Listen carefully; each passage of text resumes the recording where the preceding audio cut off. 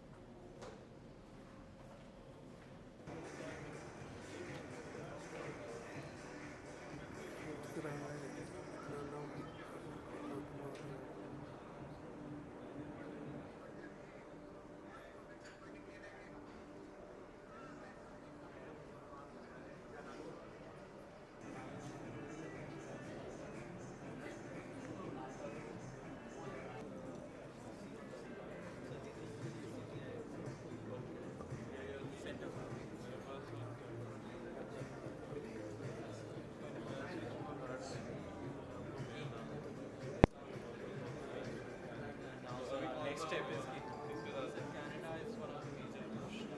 So we are one of the for MSF.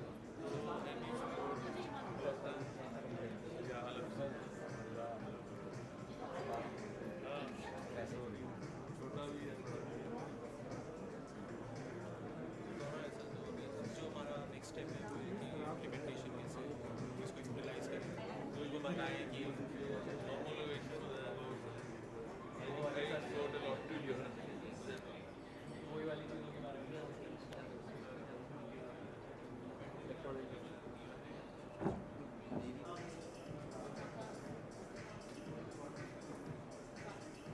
Formal proceedings of the conference in next 2 to 3 minutes. Thank you so much for your patience. Please on the dais. We'll be beginning very, very shortly. Thank you for your patience. And is here, and we finally begin. Well, everybody, a very warm good evening, all you August gathering. Economist Adam Smith once rightly said that trade goes beyond importing wealth, focusing instead on increasing the variety of goods and overall enjoyment. Even Cotton Hull would argue that international trade is essential for creating global peace. Ladies and gentlemen, as India's trade landscape undergoes a transformative shift towards comprehensive economic partnerships, the modern free trade agreements are becoming the cornerstone of India's global economic footprint.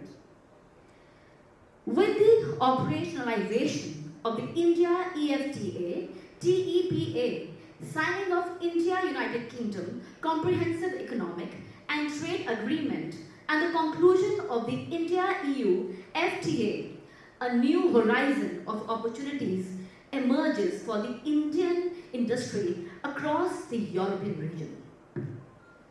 Hence, FICCI, in partnership with the Centre for Trade and Investment Law, that is CTIL, and India Chair WTO Chairs Program is organizing a conference on leveraging India's modern FTAs, unlocking export opportunities in UK and European markets, reshaping Punjab's export-driven economy. Here at Ludhiana, the industrial hub of the ever-proud Punjab, I, Meera Nagpal, I warmly welcome each one of you to this very important occasion where we talk about the free trade agreement between India, UK and European Union. Well, today we explore the subject that holds immense significance for India's economic future and Punjab's global aspirations. Well, To lead us forward for the inaugural session, we have our august dignitaries. Can we all please put our hands together? To the people on the dais, to the dignitaries on the dais, because their presence is very important, because it is under the leaders like these that we, Punjab, progresses so well. Well, we have with us Dr. Senu Dugal, the IAS, Additional CEO, Investment Bureau, MD Sugar Fed, Managing Director of Punjab Financial Corporation, Additional Registrar Cooperative Societies, Dr. Senu Dugal. Can I please hear a loud applause for Matthew? We also have Mr. Amandeep Grewal, the Deputy Head of Mission, British Deputy High Commission in Chandigarh. A warm applause and a beautiful welcome to you, sir. Joined on the dais are Mr. Upkar Singh Ahuja, the President, Chamber of Industrial and Commercial Undertakings, Punjab. Sir, a very hearty welcome. Well, I would really appreciate a loud and a warm applause for all of us here. Thank you. We also have with us Mr. Kunal Yadav, the co-chair, FICCI Punjab, Haryana and Himachal Pradesh Advisory Council, and CMD, India Sucrose Limited. Yes, I would really appreciate a good applause. This is Punjab that we're talking about, and Punjab is very generous in everything, including the applause. We are joined by Mr. Riddhish Rajwanshi, the Senior Research Fellow, Center for Trade and Investment Law, CTIL. A loud and a very warm applause for the dignitaries on dais. Well, please allow me to request Mr. Kunal Yadav to please give away the token of welcome to our esteemed dignitary, Dr. Senu Dugal. Okay.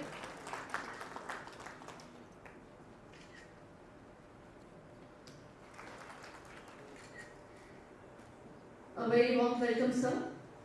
A token of welcome for Mr. Upkar Singh Ahuja. Thank you so much, Mr. Kunal Yadav. Now, please may I request Mr. Tarun Jain, the Director of FICCI, to please welcome Mr. Kunal Yadav. Can I hear a loud applause, please? I know we have been waiting, and finally we started. Together for the special guests who are here with us on the opportunities arising from India's trade agreements. Similar programs have already been organized in Jaipur, Kochi, Bhubaneswar, and New Delhi. And today's conference in Ludhiana continues this series with a focus on engaging a wider cross-section of stakeholders from the region. So hence, to formally welcome the gathering, I request Mr. Kunal Yadav, the co-chair, FICCI Punjab, Haryana and Himachal Pradesh Advisory Council, and CMD, India Sucrose Limited, for the welcome address for the August gathering. Can we please hear a loud applause?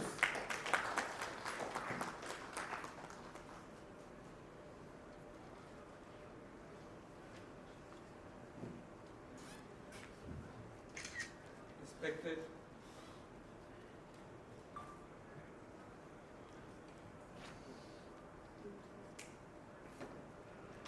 Respected Dr. Senu Dugal, Managing Director, Punjab Financial Corporation, Sugar Fed MD.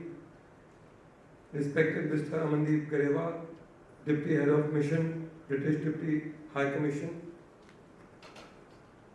Respected Shri Upkar Singh Ahuja, President of Chamber of Industrial Commercial Undertakings. And respected Riddhish Rajwanshi, Senior Research Fellow, CTIL. Business leaders, representatives of industries, members of media, ladies and gentlemen.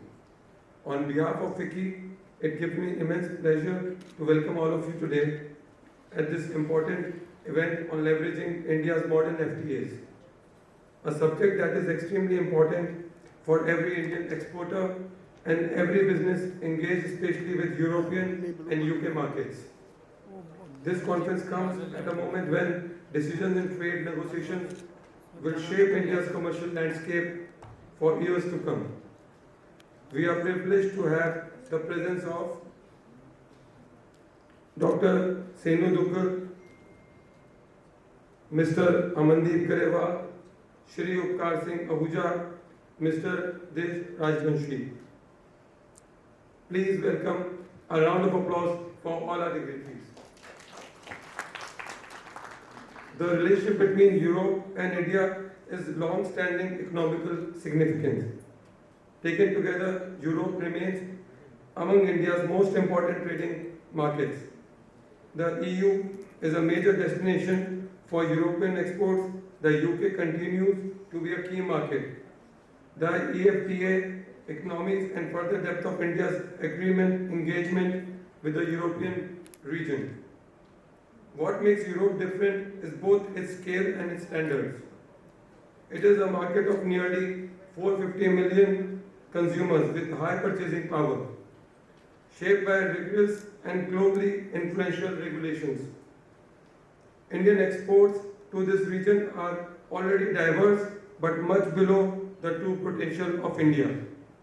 The recently concluded agreements with Europe region are indeed a pathway to realize the true potential of India-Europe financial powerhouse. Punjab has been always India's most entrepreneurial states, from being the food bowl of India to emerging as a strong manufacturing and export hub. Punjab has constantly demonstrated resilience, innovation, enterprise. The state has built globally competitive strengths in sectors such as engineering goods, bicycle, auto components, sport goods, textile, hosiery, hand tools, agriculture products, food processing capacity, and pharmaceuticals. These industries have not only contributed significantly to employment generation in Punjab, but also have strengthened India's export basket. Today, India stands at a defining moment in its economic journey. As the country moves towards becoming a $5 trillion economy and beyond, international trade will play a pivotal role in sustaining and strengthening growth and creating opportunities for businesses of all sizes. The government's proactive trade diplomacy and signing of modern free trade agreements with key global partners are opening new ventures for Indian exports. That is why the agreements before us matter. India EFTA TEPA is in force. India-UK FTA has been finalized, and the India-EU FTA has been concluded in principle. Together, these signal a structural shift in India's engagement with Europe. For Punjab, these FTAs present a transformational opportunity and can provide enhanced market access, reduced tariffs, simplified trade procedures, and stronger integration with global value chains. For our MSMEs and large industries alike, this means greater competitiveness, increased exports, diversification of markets, and access to high-value competitiveness across Europe. However, to fully leverage these opportunities, our industry must understand not only the benefits, but also the compliance requirements, quality standards, sanitary and other measures. Evolving market expectation in these regions, today's perspectives and expert guidance that can help Punjab's business prepare for next phase of export-led growth. FICCI in its 100th year is an apex business chamber in India and has always served as a bridge between industry and the government. Through platforms such as this, we seek to ensure that businesses as well as informed policy concerns are effectively communicated. We also intend to undertake a study on accelerating growth of exports from Punjab while taking into consideration various factors affecting exports growth, how we can leverage these FTAs to boost Punjab's export performance and present it to the government of Punjab. Your feedback on the same is most useful. We are also holding our Punjab, Haryana, Himachal Pradesh Advisory Council meeting on 24th June.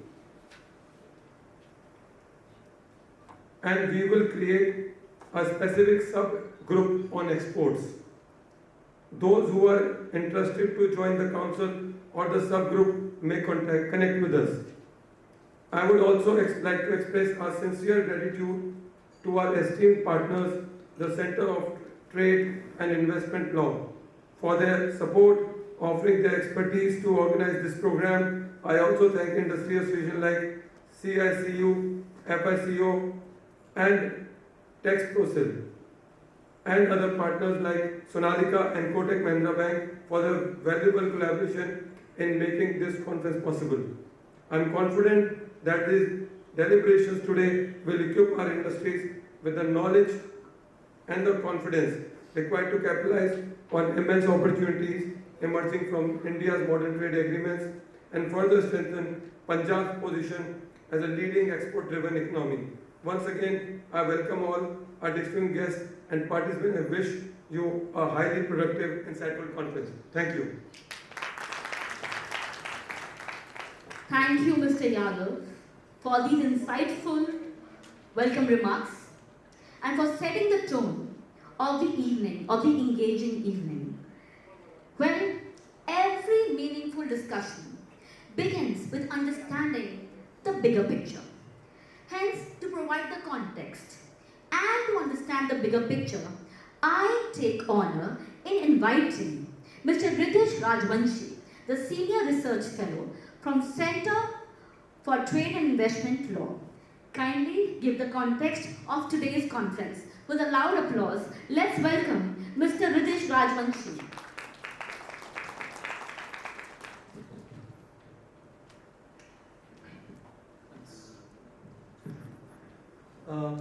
Very good evening. Very good evening to the dignitaries as well. So first of all, I really want to thank you all. I mean, it's a Friday evening, and you're all spending your Friday evening with me, and it's a very big deal. I mean, I would be not spending it with you if I didn't have if I had an option, because I mean, sorry. I hope you get it. Please hope. Anyway, so basically, let me start with about the organization and I mean why you are here. So our organization, Center for Trade and Investment Law, is basically an institution which is set up by Ministry of Commerce and Industry, Government of India, particularly Department of Commerce. And our role is advising the government on trade and investment matters. But at the same time, we have different hats that we keep on wearing. It starts from research advisory, it starts from research, organizing events, it also is in terms of engagement with stakeholders, businesses, etc. Our center, our people, a group of bunch of lawyers, policy people and economists. We have been part of the government's negotiations. So since 2021, actually even before that, but since 2021, since I've been part of it, we have been part of all the trade deals that India has done, which includes UAE, Oman, Australia, New Zealand, UK, FTA, that is Switzerland, Norway and Iceland, the European nations, all 27 of them, I mean as together, the US, and apart from that, we are also involved with discussions with Peru, Chile, Canada, Israel, EAU, that is the Russian grouping, and the ASEAN states in terms of the review and answer. So, first and foremost, apologies from the head of my center, Dr. James Nidamra, who's a premier person in trade and investment in India. He could not attend due to other engagements in commerce. So I'm filling in for him for the context setting part. The reason we've asked all of you to gather here is to help you more sensitize, understand, and get a fair idea what these trade agreements, what these agreements are that we have been putting our efforts to for the past 5 years. The reason is these agreements have been in terms of to help the industry grow, but until and unless you know what these are about or what it is, it makes no sense for us as to what the work has been done by the government for you. The idea is that across the years, you have had deals with ASEAN nations like Thailand, Thailand, Singapore, Philippines, etc. You had deals with Korea, Japan, Malaysia as well. You've been exporting there, but your main exports have been directed towards Europe, US, to Gulf region. And to help you benefit better and be more competitive in this region. So I mean, for instance, we've seen that your textile product may not be as competitive or similarly competitive to product coming in from Bangladesh or Vietnam. So these trade deals are a way to help the businesses reduce cost by cutting down the duties, higher duties that you pay in these countries, as well as work on other measures which we'll be discussing today. In terms of other measures, like there are different kinds of regulation, eco-design, I don't know if people you may have heard you're facing in Europe. CBAM, a lot has been talked about. So these kinds of measures, how they be impacting your exports to these countries or certain imports that you're bringing in from these countries. So today's discussion, the next 2 hours that you're going to spend with us, is totally about in terms of giving you a fair idea about whole parts or parcel of things. The focus for today's discussions we have kept limited to the European agreements. We have not talked about the Gulf agreements or the Oceania agreements, that is Australia and New Zealand. The primary rationale has been is we understand most of the exports are directed towards the European market, but also it is to give you an understanding of the synergy that is being created. So now all these countries were different. By doing an agreement with UK, with Europe and with FTA, the whole European market is now your play field. So you can export to any of the Europe market, and with the all agreements in place with all three of them, it is to help you ease in terms of switching in, sending exports easily to any of the market. So not creating more hurdles than there are.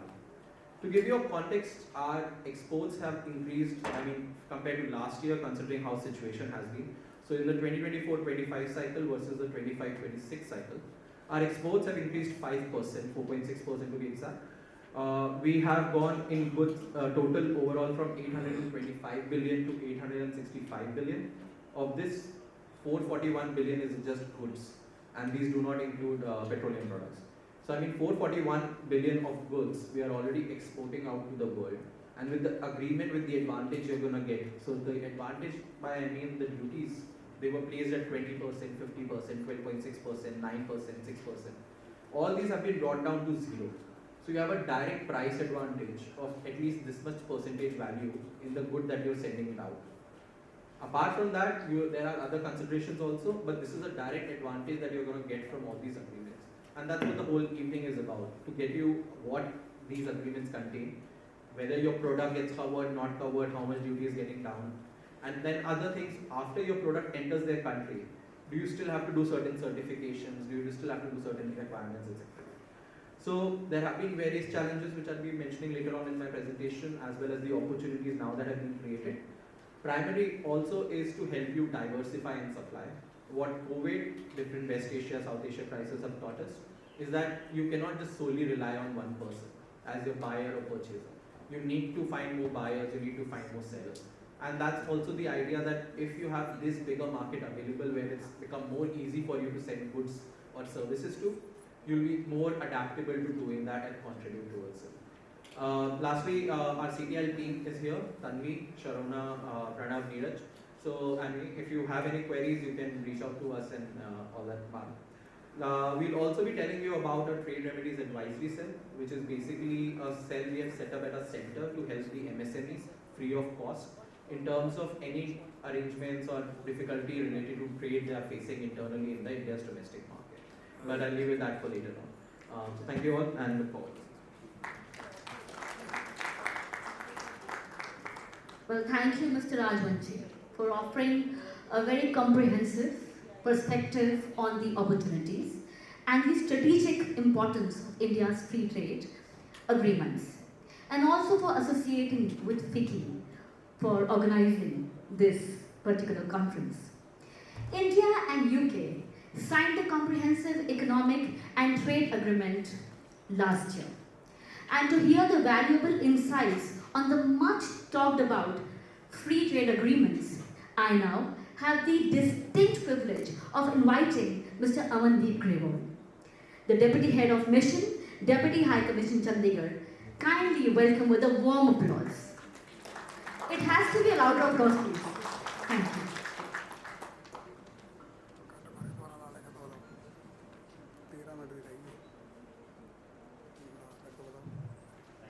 Thank you for the warm welcome, and good evening everyone. As you might be aware, my name is Aman Grewal. I'm the Deputy Head of Mission in Chandigarh. I begin with a note of apology. The Deputy High Commissioner Alba was supposed to be here, but unfortunately she is not here, and instead of her you get me. So apologies for that. Also, a warm welcome for dignitaries on the dais. Real pleasure to join you all today.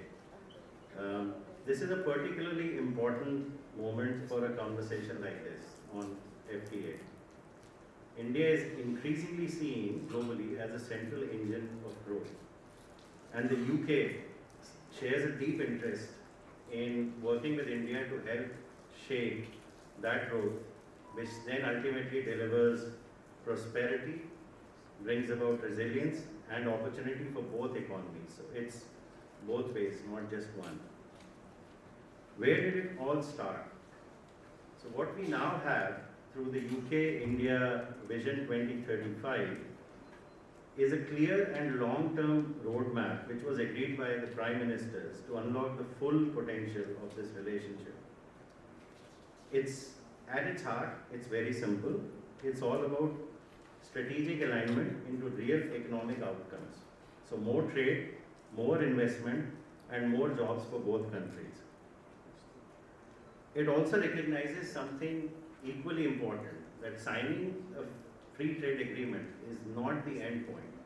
It is just the starting point. So as you have just mentioned, and it was a pleasure to run into you because you have been part of the UK FTA as well, the real action starts now. We have signed the FTA, but for regions like Punjab, Haryana, Himachal Pradesh and Chandigarh in the near future, the real dynamism and vision is going to come to fruition and action. How are we going to do that? So let's turn to the UK-India FTA, or as we call it, UK-India Free Trade Agreement, also known as CETA. It's very comprehensive in scope. It has 27 chapters.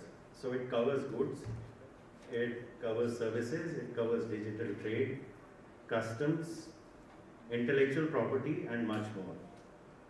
But the most important point in all of this, which has been spoken by my colleague, it's also tariffs, because tariffs really matter.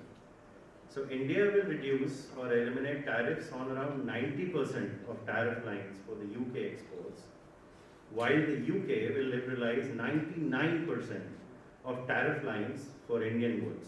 How good is that for you all?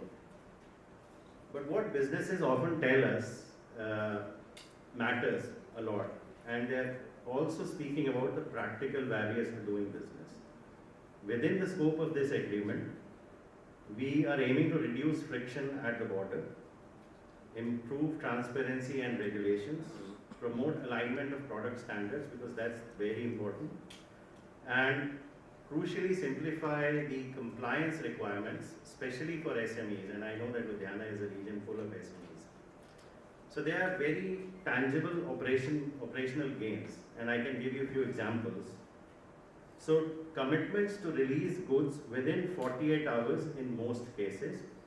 This will significantly reduce the delays or costs that you incur. On services, and it's not just about goods, it's about services as well. On services which are central to both our economies, this agreement marks a significant change. So for the first time, India has agreed to dedicate financial services chapter, giving firms greater clarity and, most importantly, legal certainty. And the double contribution convention will remove dual social security payments, which most of you might be aware of, essentially reducing costs and making it easier for companies and professionals to operate in both markets. So taken together, this is a modern, high-quality agreement that improves the overall business environment and not just the tariff landscape, as I spoke about earlier. Now for Northwest India, let me give you a few examples of what the clear opportunities across key sectors are. In particular for agriculture, food and drinks, and consumer goods, overall 95% of UK tariff lines will be duty-free. We'll reduce duties to create space for stronger supply chain partnerships. There's also scope for agri-tech collaboration and upgrading production systems. For food processing and manufacturing in particular, tariff elimination on machinery, modernization of cold chains and logistics, and opportunities for joint ventures between UK and Indian firms. For textiles, apparel, leather and footwear, again, something very important in this region, duty-free access to UK markets. For states like Punjab, Haryana and Himachal with a very strong agriculture and manufacturing base, this translates into simpler, more effective pathways to UK market. But beyond the statistics, what I have rolled up just now, I would like to underline one broader point. The success of this will not be determined in London or in Delhi alone. It will be shaped by businesses, institutions and partnerships on the ground. That's why we are here. So the decisions that you take in boardrooms, factories, farms and universities is absolutely essential, and that is why forums like this absolutely matter. I hope you have a very productive evening and thank you for having us here.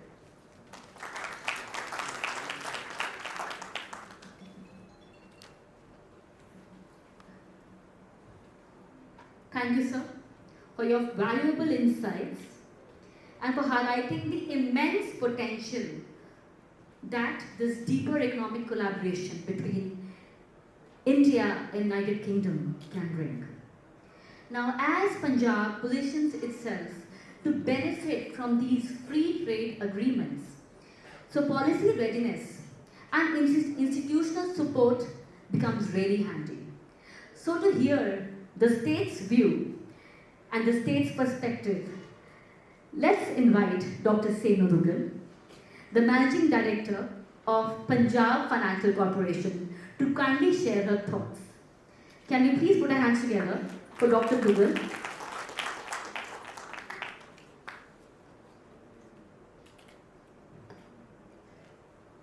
Mr. Kunal Yadav, Mr. Ridhish Rajvanshi, Mr. Upkar Singh, and Mr. Amandeep Grewal. Ladies and gentlemen, a very good evening to all of you. It gives me immense pleasure to join all of you today at this important program on unlocking the export opportunities in UK and European markets, while leveraging the modern FTAs India has signed with these countries. I congratulate FICCI and the Center for Trade and Investment Law for organizing this program and bringing together the policymakers, industry leaders, exporters, the stakeholders to discuss the opportunities emerging from this landmark agreement. The India-UK CETA, EU Trade FTA and Indian FTA Trade and Economic Partnership Agreement are not merely trade agreements. These are strategic partnerships that will open new avenues for exports, investments, technology transfer, innovation, employment generation. For a progressive and industrially vibrant state like Punjab, the agreements present significantly opportunities for our manufacturing sector, agri-processing units, textiles, engineering goods, pharmaceuticals, ITs, and services sectors. Punjab has always been one of India's most entrepreneurial and export-oriented states, from sports goods, hand tools, bicycles, textiles, and engineering products to agri-food products and pharmaceuticals. Punjab products have earned global recognition. The state's strategic location, skilled workforce, the strong MSME ecosystem make it naturally positioned to benefit from new trade agreements. The India, UK and Europe FTA is expected to significantly reduce tariff barriers and improve market access for all Indian exporters. The agreement can create opportunities for Punjab's engineering goods, auto components, sports good, textile and apparel sector, food processing industry, IT and professional services.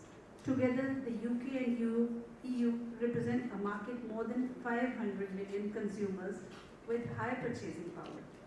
Punjab's industry must prepare itself to meet international standards, sustainability norms, quality benchmarks to fully leverage these opportunities. The government of Punjab has focused on creating an investor-friendly, export-oriented ecosystem through key reforms and policy interventions. The key achievements include the investment proposal worth over 1.5 lakh crore attracted since 2022, potential employment generation exceeding 5 lakh jobs, major investments announced by HMEL, Vardhman, Infosys, Fortis, Amber Enterprises, and several other leading companies. The Punjab Industrial and Business Development Policy has focused on ease of doing business, MSME competitiveness, sector-specific incentives, technology upgradation, export promotion, infrastructure development, and startup and innovation ecosystem. For strengthening ease of doing business, the government has introduced single window system through Invest Punjab. Digital approvals, simplified CLU procedures, self-declaration mechanisms, fast-track and time-bound industrial approvals, self-certification mechanisms in principal approvals within the defined timelines reduce the compliance burden and the faster project implementation. Punjab has also identified district-specific products like under one district, one product to build stronger local to global value chains. Like for Jalandhar, sports goods, Moga, agricultural implements, Gurdaspur, jewelry, Ludhiana, ready-made garments, various nexus for textiles, honey, milk products, engineering goods, and handicrafts. The One District, One Product initiative is helping Punjab identify district-level export champions and integrate MSMEs into global supply chain. To promote export from the state of Punjab, Punjab government is taking several initiatives such as export awareness programs, market linkage support, quality certification assistance, freight and logistics support, international buyer-seller meets to support the MSMEs to enter export markets. We have ample scope of joint collaboration with UK and European companies in sectors like advanced manufacturing, food processing, agri-tech, green energy, circular economy, IT and digital services, healthcare, skill development, research and innovation. Punjab is no longer looking at industrial growth only from the perspective of domestic markets. Our vision is to position Punjab as globally connected manufacturing, export and innovation hub.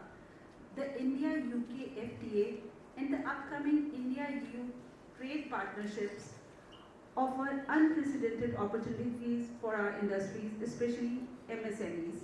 The Government of Punjab is committed to ensuring every district, every entrepreneur and every exporter become a stakeholder in this journey of global growth. I once again commend FICCI and CTIL for organizing this program and creating a platform for meaningful dialogue. Let us all work together to ensure that Punjab emerges as one of the biggest beneficiary of these FTAs and contributes significantly to India's aspiration of becoming a global economic powerhouse. Thank you. Jai Hind.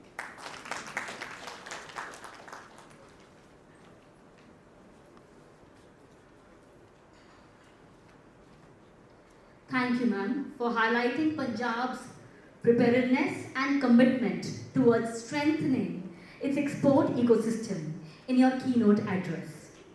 The distinguished guests on dais shared their vision for Punjab's industrial and export-led future, and hopefully Punjab will make the best use of the available opportunities thanks to FTA with UK and European Union.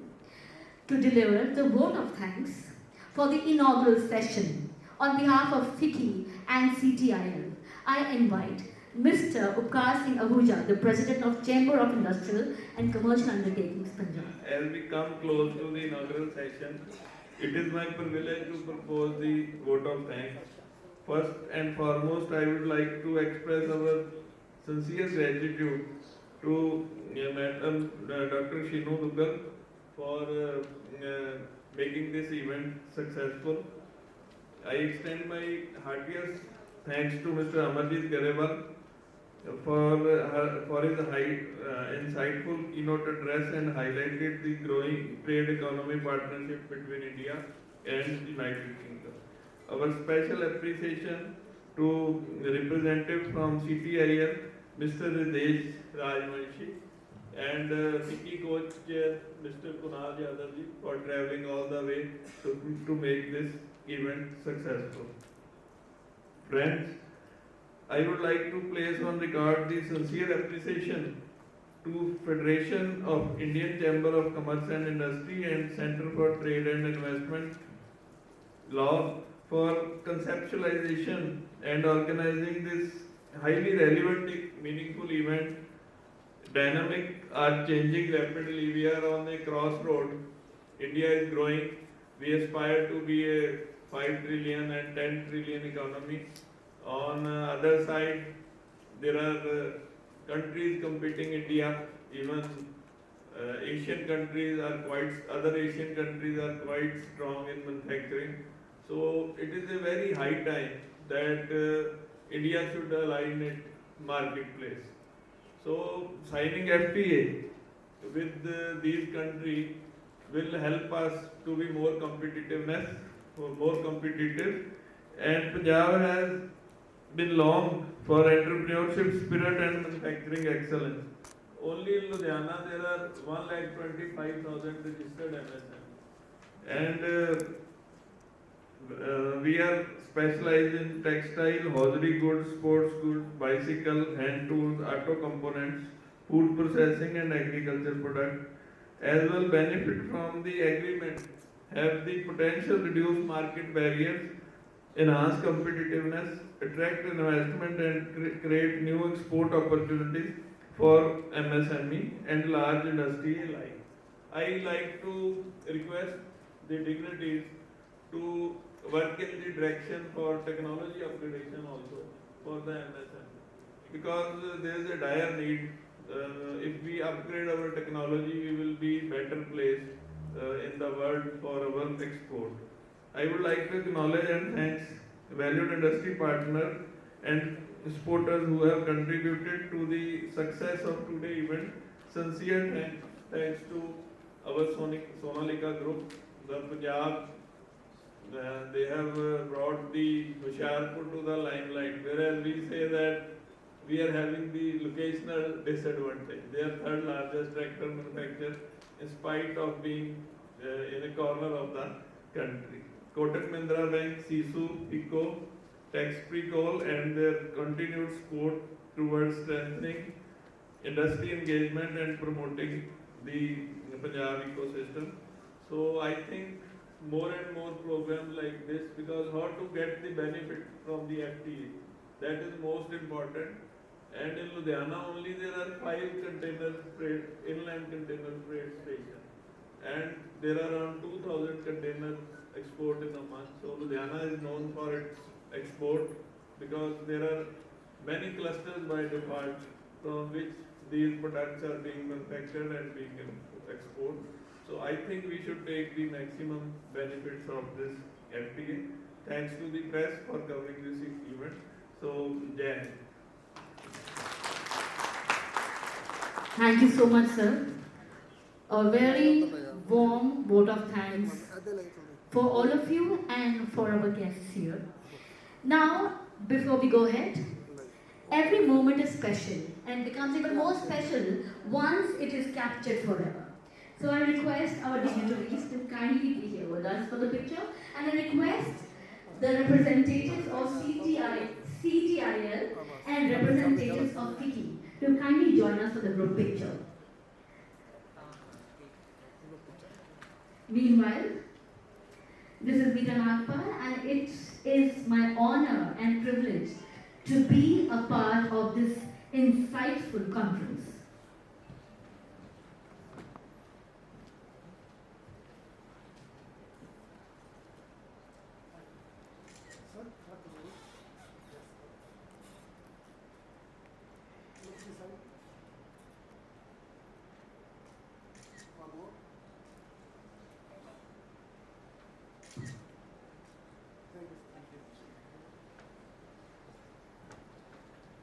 Thank you. Basically, as I was talking to you,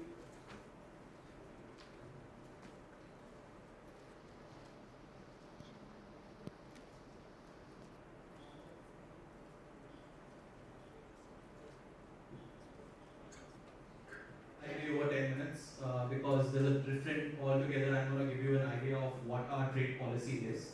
different schemes that is available to you under the center, and then I'm going to talk to you about leveraging the agreements.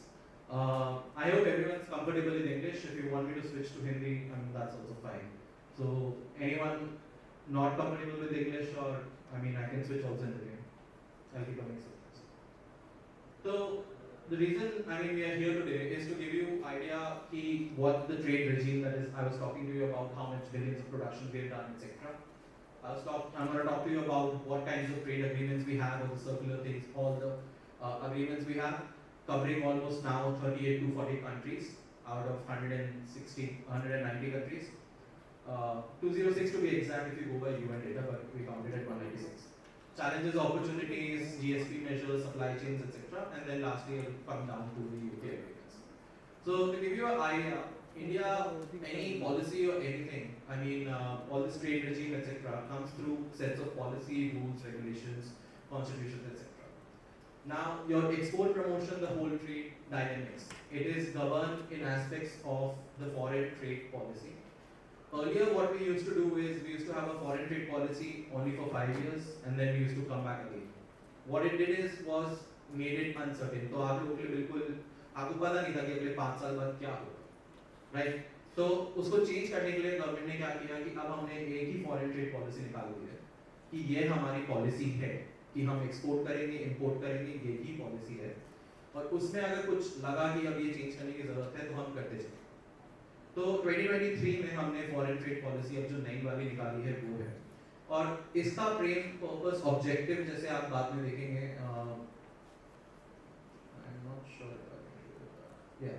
तो इसके 4 main focus है।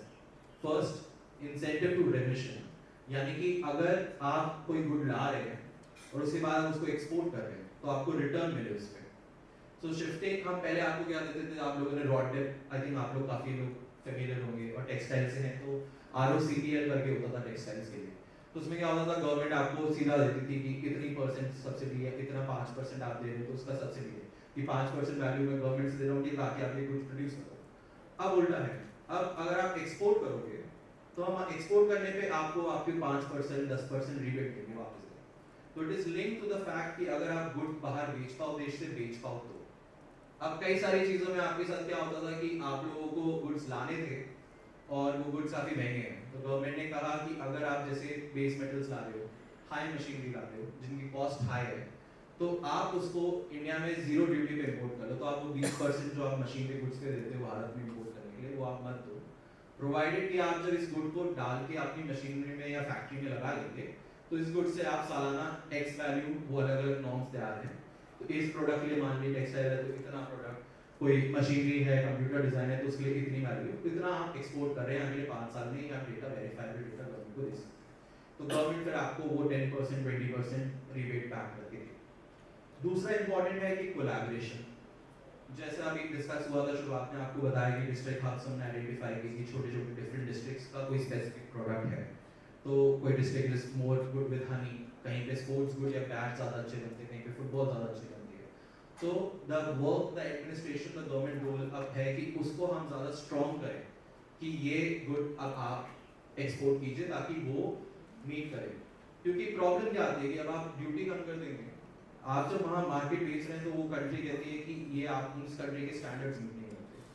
आप लोग recently सुन रहे होंगे quality control order, India में काफ़ी QCO आए थे, हैं बल्कि सॉरी 500 550 QCO हमने निकाले अलग अलग प्रोडक्ट्स पे। इसी तरीके के क्वालिटी जो मेजर्स हैं ये बाहर की कंट्री अपने नॉर्मल लॉ रेगुलेशन में डालती है। तो आप जैसे अपना होता है कि इंडस्ट्रियल एक्ट, ऐसे ही वो उसको ऑर्डर्स या कुछ गवर्नमेंट के नोटिस की जगह वो प्रॉपर लॉ बना के आपको ये बोलती है कि इतना स्पेसिफिकेशन होना चाहिए। सेम फिर उसके बाद है आपका ईज ऑफ डूइंग बिजनेस, ये काफ़ी इंपॉर्टेंट फोकस है इन टर्म्स ऑफ कि आप लोग सिंगल विंडो सिस्टम जैसे आप लोगों ने सुना, काफ़ी आप लोग इजीली एक्सेसिबल कर पा रहे नहीं। और चौथा है कि आपका emerging areas, e commerce, digital trade, comet, यानी कि गुड्स जो डुअल यूज के लिए होते हैं, अमोनिया बॉम्ब में भी यूज होता है और बाकी चीज़ों के लिए भी यूज होता है, आपके प्रोडक्ट्स या एग्रीकल्चरल प्रोडक्ट्स में भी यूज होता है। तो ऐसे गुड्स का आप कैसे यूज कर सकते हैं। और फिर लास्टली ग्रीन एनर्जी, तो कितना आजकल हमारा सोलर, विंड एनर्जी, इन सब पे फोकस है। तो इन सब चीज़ों के बारे में ये प्राइमरी बेस पे अब आपकी जो पॉलिसी है एक्सपोर्ट प्रमोशन वो बेस्ड है, और अब इसमें रिविजन्स होते रहते हैं अलग अलग सालाना, डिपेंडिंग ऑन की इंडस्ट्री का फीड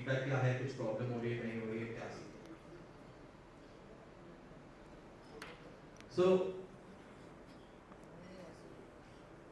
इंडिया का जो रिजीम है FTA टोटल, जैसे मैं आपको कह रहा था 863 बिलियन हमने पिछले साल में एक्सपोर्ट किया, यानी अप्रैल 2025 से मार्च 2024 का आप डेटा देखेंगे तो हमने 863 बिलियन वैल्यू के गुड्स और सर्विसेज मिला के एक्सपोर्ट किया है। गुड्स मींस एनीथिंग टैंजिबल जिसको आप HS क्लासिफिकेशन 1 to 99 के अंदर क्लासिफाई कर सकते हैं। सर्विसेज आपकी होगी अकाउंटेंसी सर्विस, तो एक अकाउंटेंट यहाँ बैठ के हेल्पिंग कंपनी है, या your accountant is going in UK आपकी कंपनी को ऑडिट करने, लीगल सर्विसेज हो गए, शेफ्स हो गए, मैरीटाइम सर्विस हो गई, तो ऐसे करके ये सारी चीज़ें, एजुकेशन हो गए, टीचर्स हो गए, तो ये सारी चीज़ें IT सर्विस मेजर इम्पोर्ट है इंडिया में, तो ये इसमें आपका काफ़ी फायदा है। इसमें आप देखिए कि एक इम्पॉर्टेंट पॉइंट हो गया है कि मर्चेंडाइज जो है, जो हमारी गुड्स की वैल्यू है वो हमारे सर्विस के बराबर हो गई, बल्कि सॉरी ज़्यादा उल्टा होना चाहिए, services are coming equivalent to goods, तो अब सर्विसेज हमारे गुड्स के पास पहुंच रही है, तो there is a more this जो अग्रीमेंट समझौते जो हमने किए हैं, द पॉइंट इज कि अब आपको कैसे आप इसको बेटर यूटिलाइज करें ताकि हमारा ये जो 441 का नंबर है 441 billion, that increases more significantly and permanently, not just for the sake of India's economy but for your own well-being also. Second point is कि India का trade deficit. One of the key issue that we face is कि petroleum products, bullions, gold, silver, these are significant import. We are import dependent country for this. So, but the problem is that even if you import small value of these, small quantity of these, they are high value products. तो अगर आप 1 ग्राम 10 ग्राम भी करते हैं पर उसकी value is equivalent to us sending off 100 कुछ goods आप इंडिया से बाहर भेजते हैं, तो here the game is about quantity, value etcetera. तो हमारा ट्रेड डेफिसिट जो इन कंट्रीज के साथ है, यूरोप, बाकी कंट्रीज जितने भी हैं, आशियान कंट्रीज, ये सब, तो वो लोग हमारे पास ज़्यादा एक्सपोर्ट कर पा रहे हैं और हम उनको कम भेज पा रहे हैं, तो हमारा जो गैप है वो बढ़ गया है। तो the agreements problem in FTA regime now is कि ये हेल्प करेगा जिन भी कंट्रीज हैं उनमें कि we'll be able to export more, and that's what we want to leverage, and that's the idea of the conference. Sectoral success अभी काफ़ी रहा है, उस तरह में जैसे UAE ऑस्ट्रेलिया में हमने ऑलरेडी करना चालू कर दिया है, तो उसमें pharmaceuticals, James and jewelleries, textiles, these products have significantly increased. तो अगर आप मार्केट डेटा देखेंगे तो इनमें हमारा 5 से 10% एक्सपोर्ट बढ़ गया है अग्रीमेंट आने के बाद, तो यही same opportunity is there for you for the whole of the Europe market जो आप ऑलरेडी भेज रहे थे, अब उसका आपको और फायदा होना चाहिए। Lastly, I think is the point in terms of coverage कि अब हम ज़्यादा broader comprehensive करते हैं जिसमें अब हम digital IPR, तो अब आप डिज़ाइन बना रहे हैं आपके टेक्सटाइल्स का या आपका किसी मशीनरी का हो गया या आपने कोई कुछ भी कॉपीराइट आइटम बनाया, तो उन सब के लिए भी अब आपको प्रोटेक्शन मिलेगा। तो इंडिया की प्रोटेक्शन के अलावा आप चाहोगे कि आपका IPR, पेटेंट, टेक्नोलॉजी उन कंट्रीज में जहाँ आप सामान बेच रहे हैं वहाँ पे भी प्रोटेक्टेड रहे, and that's what the focus of these new agreements are जो कवर कर रहे हैं। I think just one quick point on investment facilitation. So investment का दूसरा agreement होता है, आप इसके साथ नहीं लिंक होता है हमारा investment का डायरेक्ट, उसके लिए हम BIT bilateral investment treaties अलग से करते हैं, but with FTA states जो स्विट्जरलैंड और ये हैं, हमने investment facilitation किया है, यानी आपका FDI inflow, तो जो foreign direct investment अगर किसी सेक्टर में आ रहा है, किसी कंपनी में आ रहा है, those are still covered, और उनका आइडिया ये है कि अब आप more and more investment in trade goods since हाथ में go hand in hand. Sorry for the literal translation of it. But basically, the idea is that more investment comes through this agreement, giving them a better outlook. Now, challenges I've already discussed with you. I think 2 more challenges that I just want to highlight is the compliance. So the point is कि अगर आपने duty reduce कर दी है 12% से 0 पे, तो आप चाहोगे कि आपके बाकी के देश या कोई पड़ोसी देश या कोई और देश उसका फायदा नहीं उठाए, तो इसलिए it's very important हर एक प्रोडक्ट के लिए हम एक रूल सेट करते हैं कि इतना परसेंटेज या इतना मिनिमम उसमें इंडियन ओरिजिन का माल होना चाहिए, इंडिया का माल, इंडिया का प्रोडक्ट एडिड वैल्यूएशन एक्सेट्रा होना चाहिए। तो जैसे कि टेक्सटाइल्स के लिए rules of origin usually says कि उसमें 35% to 45% FOB वैल्यू आपको इंडिया में ऐड करना है, तो if your cloth material costing final 100 rupees, at least 35 to 45 rupees उसमें आपको इंडिया से प्रोड्यूस्ड या India source material add on करना पड़ेगा, देन ओनली आप उन FTA अग्रीमेंट्स का बेनिफिट उठा पाएंगे। इसके बारे में मैं आगे स्लाइड में बताऊंगा। लास्टली एक अंडर यूटिलाइजेशन जो मैं आपको बता रहा था कि हम इतने सारे एग्रीमेंट्स हैं ऑलरेडी हमारे आशियान के साथ है, जापान, मलेशिया, कोरिया, इन सब के साथ, वो लोग ज़्यादा एक्सपोर्ट कर पा रहे हैं हमारी जगह। तो आइडिया आज की इवनिंग का यही है कि हम आपको और अच्छी तरीके से बताएं कि अग्रीमेंट क्या है, कैसे आप यूज़ कर सकते हैं, या इनमें क्या है जो आपके फ़ायदे के हो सकता है। I think we have talked about this. और लास्टली जो मैंने कॉन्टेक्स्ट में भी आपको बताया था कि larger markets now you are getting access, Europe market, UK market has identified 350,000 million people. I'll be showing you later slides कि UK, यूरोप और इनका कितना मार्केट साइज है for each of the product sector. तो इनमें अब आपको export opportunity बढ़ गई है and integration with the value chains. एक की कंपोनेंट रहा है हमारा generalize system of preference. Europe मतलब ये ऑल अराउंड द वर्ल्ड है, यूरोप में काफ़ी हमें मिलता था। तो इंडिया के जो टेक्सटाइल प्रोडक्ट्स है, क्योंकि इंडिया पहले लो मिडिल इकोनॉमी कंट्री में आती थी, लो मिडिल इनकम कंट्री में आती थी। वर्ल्ड बैंक जो है वो डिफरेंट ग्रुप्स को क्लासिफाई करता है कि आपके लोगों की इनकम इतनी है, तो आप लो इनकम है, आप लो मिडिल इनकम है, आप अपर मिडिल इनकम है, आप हायर इनकम है। तो हम लो मिडिल इनकम में आते थे और हमें जनरलाइज सिस्टम प्रेफरेंस का WTO जो मेन ऑर्गेनाइजेशन है ट्रेड का इंटरनेशनल, उसके रूल्स के तहत हमें इन कंट्रीज, डेवलप कंट्रीज से फ़ायदा होता था, जो हमें जीरो ड्यूटी पे इनकी कंट्रीज में सर्टेन सेक्टर्स प्रोडक्ट्स इंपोर्ट कराए देते थे, जैसे टेक्सटाइल्स थे, फूड के कुछ प्रोडक्ट्स थे, ये सब थे। अभी रिसेंटली क्योंकि अब हम अपर मिडिल इनकम में आ गए, तो वो हमारे लिए 0 से बढ़ के 12.6% हो गया टेक्सटाइल्स के लिए, बाकी लोगों के लिए जो भी उनका नॉर्मल ड्यूटी है। अब बांग्लादेश, आपके नेबरिंग कंट्रीज, वियतनाम और ये सब, वो अभी भी इनमें यहाँ पे 0 ड्यूटी पे पेश हुए थे। तो वन की कंसर्न जो आया इंडस्ट्री के फीडबैक से वाज कि आप we are not able to enjoy जो हमें ड्यूटी एडवांटेज है, मार्केट एडवांटेज था। तो ये समझौते इज गोना हेल्प यू कि वो जो आपका ड्यूटी में जैसे बता रहा था 12 से 0 आ गया, अब आप सेम लेवल प्ले फील्ड पे आ गए हो, कोई बांग्लादेश एक्सपोर्टर, कोई वियतनाम एक्सपोर्टर, किसी पास, तो अब आपके लिए बिजनेस मार्केट सेम हो गया। पर अब जो आपका अपॉर्चुनिटी है, अब आपका काम है, वो अब जो लेवल प्लेइंग सेम हो गया, तो अब आप वो ढूंढे, बायर्स ढूंढे, अब आप वहाँ जाके बेचें, आप वहाँ का डिज़ाइन देखें कि वहाँ पे क्या चलता है, तो अब आप उसको यूज़ करें। जो गवर्नमेंट के पार्ट पे था कि हम ये ड्यूटीज कम करवा सकते हैं, गवर्नमेंट ने उतना आपको करके दिया है। अब नेक्स्ट क्वेश्चन आप पे है कि अब आप जाएं मार्केट्स को कैप्चर करें और वहाँ आपका जो प्रोडक्ट्स पहले बेच रहे थे या आप बेच रहे हैं थे हायर पे, क्योंकि ड्यूटी पर आपको 12% का बेनिफिट हुआ है, तो अब आप वाइडर मार्केट को उठा पाए, यूटिलाइज कर। इनमें से कुछ हम अभी डिस्कस करेंगे, जैसे मैं आपको बता रहा था, जैसे QCOs हैं, तो ऐसे यूरोप में अलग मेजर्स हैं। तो इसमें आते हैं उनके carbon border adjustment, European deforestation हो गया, इको डिज़ाइन है जो स्पेसिफिकली टेक्सटाइल्स के लिए लगता है, वेस्ट शिपमेंट हो गया कि वेस्ट को कैसे आप इधर उधर कर सकते हैं, फिर लेबर मेजर्स और एल्यूमिनियम एक्सेट्रा। तो ये सारे उन्होंने ले रखे और अब इनका कंप्लायंस हमारे लिए काफ़ी इंपॉर्टेंट होता जा रहा है, क्योंकि ये मेजर्स नहीं जा रहे, चाहे अगर ये कंसिस्टेंट है नहीं है। और with I mean again sorry, Chatham House rules I forgot to mention, so please don't associate any of the views tonight to the government of India. तो अगर जैसे ट्रम्प के आने से जो पूरा हो गया है और चांसेस नहीं है कि अब ये वापस जाएंगे, तो आप समझिए अब इसके लिए आप गवर्नमेंट कितना भी फाइट करें, दीज विल स्टे, क्योंकि ये मेजर्स है एनवायरनमेंट, लेबर, सोशल प्रोटेक्शन के जस्टिफिकेशन या प्रमोशन। आई थिंक ये सबको पता है, just to give you government usually वो लगाता है।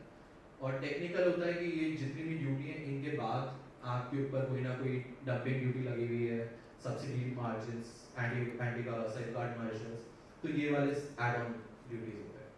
सो basically all these duties have been addressed. ये these agreements have reduced down all these duties or worked on these duties to be eliminated altogether.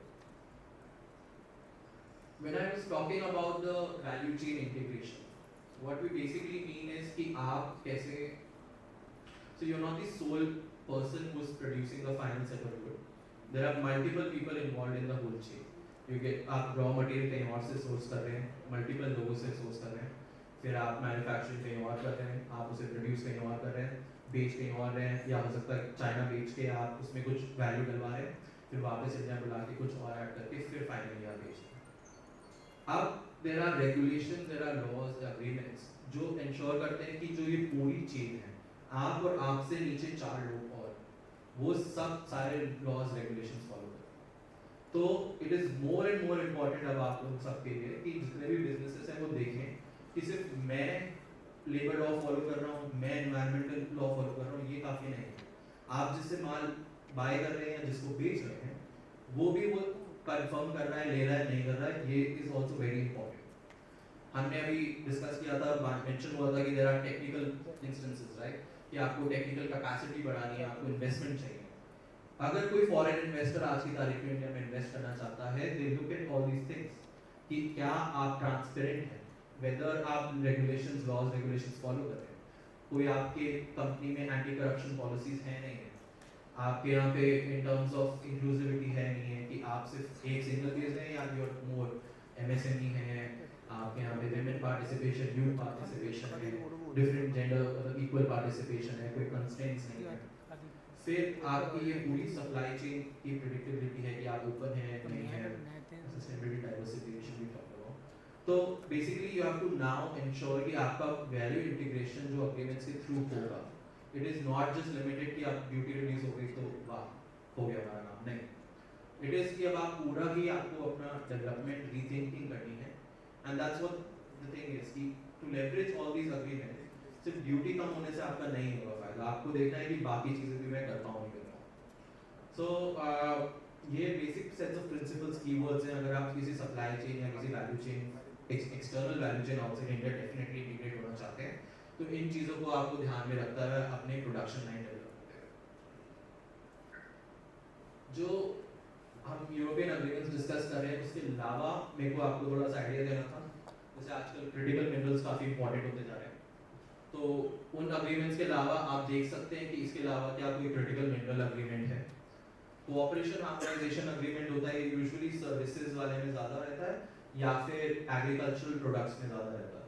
तो इनमें क्या होता है कि अगर मैं यहाँ पे जैसे मैंने लॉ यहाँ से किया हुआ है तो मैं यूके में भी प्रैक्टिस कर सकता हूँ. इस टाइप का हार्मोनाइज अग्रीमेंट करते हैं कि मेरी लॉ डिग्री वहाँ पे रिकग्नाइज हो जाए. सेम आपका एसपीएस मेजर होता है. अगर आपने किसी क्रॉप पे, अगर आप वीट बेच रहे हैं तो वीट पे आपने जो पेस्ट लगाया, क्या वो पेस्ट एक्सेप्टेबल है न्यूजीलैंड में या यूके में या नहीं, इसका भी हार्मोनाइजेशन होता है. तो अगर यहाँ पे आपकी गवर्नमेंट कहती है कि आपको पेस्ट का ये XYZ कैटेगरी ही यूज़ करेंगे, तो वो XYZ कैटेगरी यूके, न्यूजीलैंड भी रिकग्नाइज करते हैं नहीं करते हैं, वो चीज़ हार्मोनाइजेशन में आ जाती है. तो ये चीज़ आप देख सकते हैं. फार्मा का काफ़ी मेजर रहा है अग्रीमेंट्स में. तो फार्मास्यूटिकल्स पे अगर आपका drug UK, US FDA, European union, pharmaceutical, Japan, Australia and Canada, अगर इन 5 में से किसी भी जो इनके फूड एंड ड्रग एजेंसीज हैं या फार्मास्यूटिकल एजेंसीज, गवर्नमेंट एजेंसीज हैं, इन्होंने आपका ड्रग अप्रूव कर रखा है, तो विद इन दीज अग्रीमेंट्स जो हैं, अब यूरोपियन हो गए, ऑस्ट्रेलिया, न्यूजीलैंड, ओमान, यूएई, आप वहाँ पे अपना ड्रग भेज सकते हैं. तो आपको यूएई की ड्रग एजेंसी का अलग से स्पेसिफिक डिटेल अप्रूवल नहीं चाहिए. जैसे हम 5 साल डेटा टेस्टिंग करते थे, 5 साल की टेस्टिंग और इम्प्रूवमेंट होती थी, फिर आपको वेट करना पड़ता था, फिर अप्रूवल आता था. अब आप बोल सकते हो कि मेरा यूएस FDA ने क्लियर कर रखा है ड्रग, अग्रीमेंट के अंदर आपको मुझे मेरे ड्रग का अप्रूवल देना है, तो आपका प्रोसेस टाइमलाइन हमने 4 to 5 years रिड्यूस हो गया है. So gives you more better advantage. जो आपको 5 साल वेट करना पड़ता था किसी भी मार्केट एंटर करने से पहले कि मैं ड्रग वहाँ भेज सकता हूँ या नहीं. मिनी ट्रेड डील्स, छोटी डील्स होती हैं किसी सेक्टर स्पेसिफिक है उससे रिलेटेड. डिजिटल ट्रेड अग्रीमेंट्स काफ़ी आ रहे हैं. इंडिया ने अभी तक ऐसा नहीं किया. हमारे डिजिटल ट्रेड चैप्टर्स हैं, EU में है, UK में है, New Zealand, I think one more we have, forgetting. So 3 or 4 we have done digital trade chapters to promote digital trade between the parties. But there are now specifically सिर्फ agreements कर रहे हैं कि digital trade bilaterally deal कर रहे हैं. तो इसका भी आप ध्यान रखिए. And I was talking about investment, so I think broadly I've covered earlier कि labor law requirements, environment, sustainability, anti-corruption, money laundering, transparency, protection of IP. These are key things before someone wants to invest in your companies. So if you have all these things lined up, it's much more easy for you to get an investment than otherwise. So this is to give you a broad highlight, foreign trade policies, objectives, and then these are on the highlights are the sets of schemes that जो schemes government ने दे रखी है foreign trade policy में जिसका आप advantage ले सकते हैं. इसमें से कुछ के बारे में मैं आपको बताऊंगा. ये जो export promotion schemes है, ये उनकी list है. I'll just quickly go back to the previous slide. वैसे we're gonna send you the slides. तो अगर आपने register किया है तो you will get the slides. So these are some export promotion schemes that government is doing. ये foreign trade policy में भी mention है. इनमें आपको different sets of benefits मिलेंगे export करने के. So one is advance authorization. So basically आपको कोई भी input required है manufacturing के लिए, आप बिना custom duty pay करे, जैसे मैं आपको पहले बता रहा था, आप ला सकते हैं, उसको utilize कीजिए और बेच सकते हैं. इसके लिए different norms बनते हैं, इसके eligibility criteria है. ये सब फॉरेन ट्रेड पॉलिसी में डिटेल में है, ये थोड़ा समरी वर्जन में मैंने आप लोगों के लिए इंट्रोड्यूस किया हुआ है. स्पेसिफिकली इसमें क्या होता है, स्टैंडर्ड इनपुट आउटपुट नॉर्म्स. तो ये हर एक प्रोडक्ट के लिए डिफरेंट होगा. उसमें एक प्रोडक्ट के लिए क्या नॉर्म होगा वो जरूरी नहीं है, मतलब आपको अपने प्रोडक्ट के हिसाब से देखना पड़ेगा. अगर आपका प्रोडक्ट इसमें कवर्ड नहीं है तो इनकी कमेटी होती है DGFT के ऑफिस में जाके, आपके अब तो ऑनलाइन हो गया, आप सबमिट कर सकते हैं रिक्वेस्ट और फिर उसका स्टैंडर्ड इनपुट आउटपुट नॉर्म बन जाएगा जो आपके लिए ईजी हो सकता है. फिर एक्सपोर्ट प्रमोशन कैपिटल गुड्स हम डिस्कस कर रहे थे कि कैसे टेक्निकलिटी है, आपको टेक्निकल इन्वेस्टमेंट्स चाहिए. तो अगर आपको एक्सपोर्ट वाले जो कैपिटल रिलेटेड मशीनरी है उसके प्रोडक्शन के लिए आपको इंपोर्ट करना है, तो you can request the government कि मैं वो जीरो ड्यूटी लेस ड्यूटीज में इंपोर्ट करूँ. बट अगेन जैसा सेम की एलिजिबिलिटी उसमें आपको 5 साल के अंदर यू हैव टू शो कि you are able to within 6 years, sorry 6 times the duty save in the export value. तो अगर आप 20% ऑफ 100 या 1000 ओवर 6 years आप इतना सेव करें, उतना इक्विवेलेंट वैल्यू आपको एक्सपोर्ट करना है उन 6 सालों में. अगर आप वो नहीं कर पाएंगे तो आपको फिर ड्यूटी पे करनी पड़ेगी. ये the district export hubs that we have already talked about कि ईच डिस्ट्रिक्ट पे फोकस इंपोर्ट जा रहा है कि क्या वो डिस्ट्रिक्ट बेटर प्रोड्यूस करता है, we can go with that. Then there is deemed exports जो where the goods actually do not leave India, पर आपको पेमेंट INR या फॉरेन एक्सचेंज में रिसीव होता है. 7.02 में आप जाके थोड़ा और डीप पढ़ सकते हैं. तो इट्स बेसिकली कि डोमेस्टिक प्रोडक्शन को ज़्यादा हम एम्फेसिस दें. We have the strategic trade control जिसमें मैंने आपको बताया कि गुड्स डुअल यूज़ के लिए यूज़ हो सकते हैं. अमोनियम हो गया, केमिकल्स हो गए different, even uranium gets used in different manufacturing purposes, nuclear powers, and then uranium is used for fission and bomb purposes. So इन पे कंट्रोल एक्टिंग क्या रहता है. ई-कॉमर्स एक्सपोर्ट्स का is a very key point कि they are getting now you gonna get market access, better promotion. DGFT की website पे आप एक ई-कॉमर्स हैंडबुक है उसको भी आप देख सकते हैं. Apart from that I think one की thing from UK and other thing, अगर आप UK में ई-कॉमर्स के थ्रू बेचते हैं तो गुड्स वैल्यूड एट $800 और बिलो, और आई थिंक इट वाज $1000 और बिलो, वो आप फ्रीली इंपोर्ट कर सकते हैं, मतलब एक्सपोर्ट कर सकते हैं वहाँ पे और freely import can be imported into UK. पर कंडीशन यही है कि मतलब आप ऐसा ना हो कि आप अपने गुड को 5 हिस्सों में बांट दें और फिर आप उसको ई-कॉमर्स की वैल्यू इनवॉइसिंग 800 से मतलब 1000 से नीचे की दिखा के आप एक्सपोर्ट करेंगे.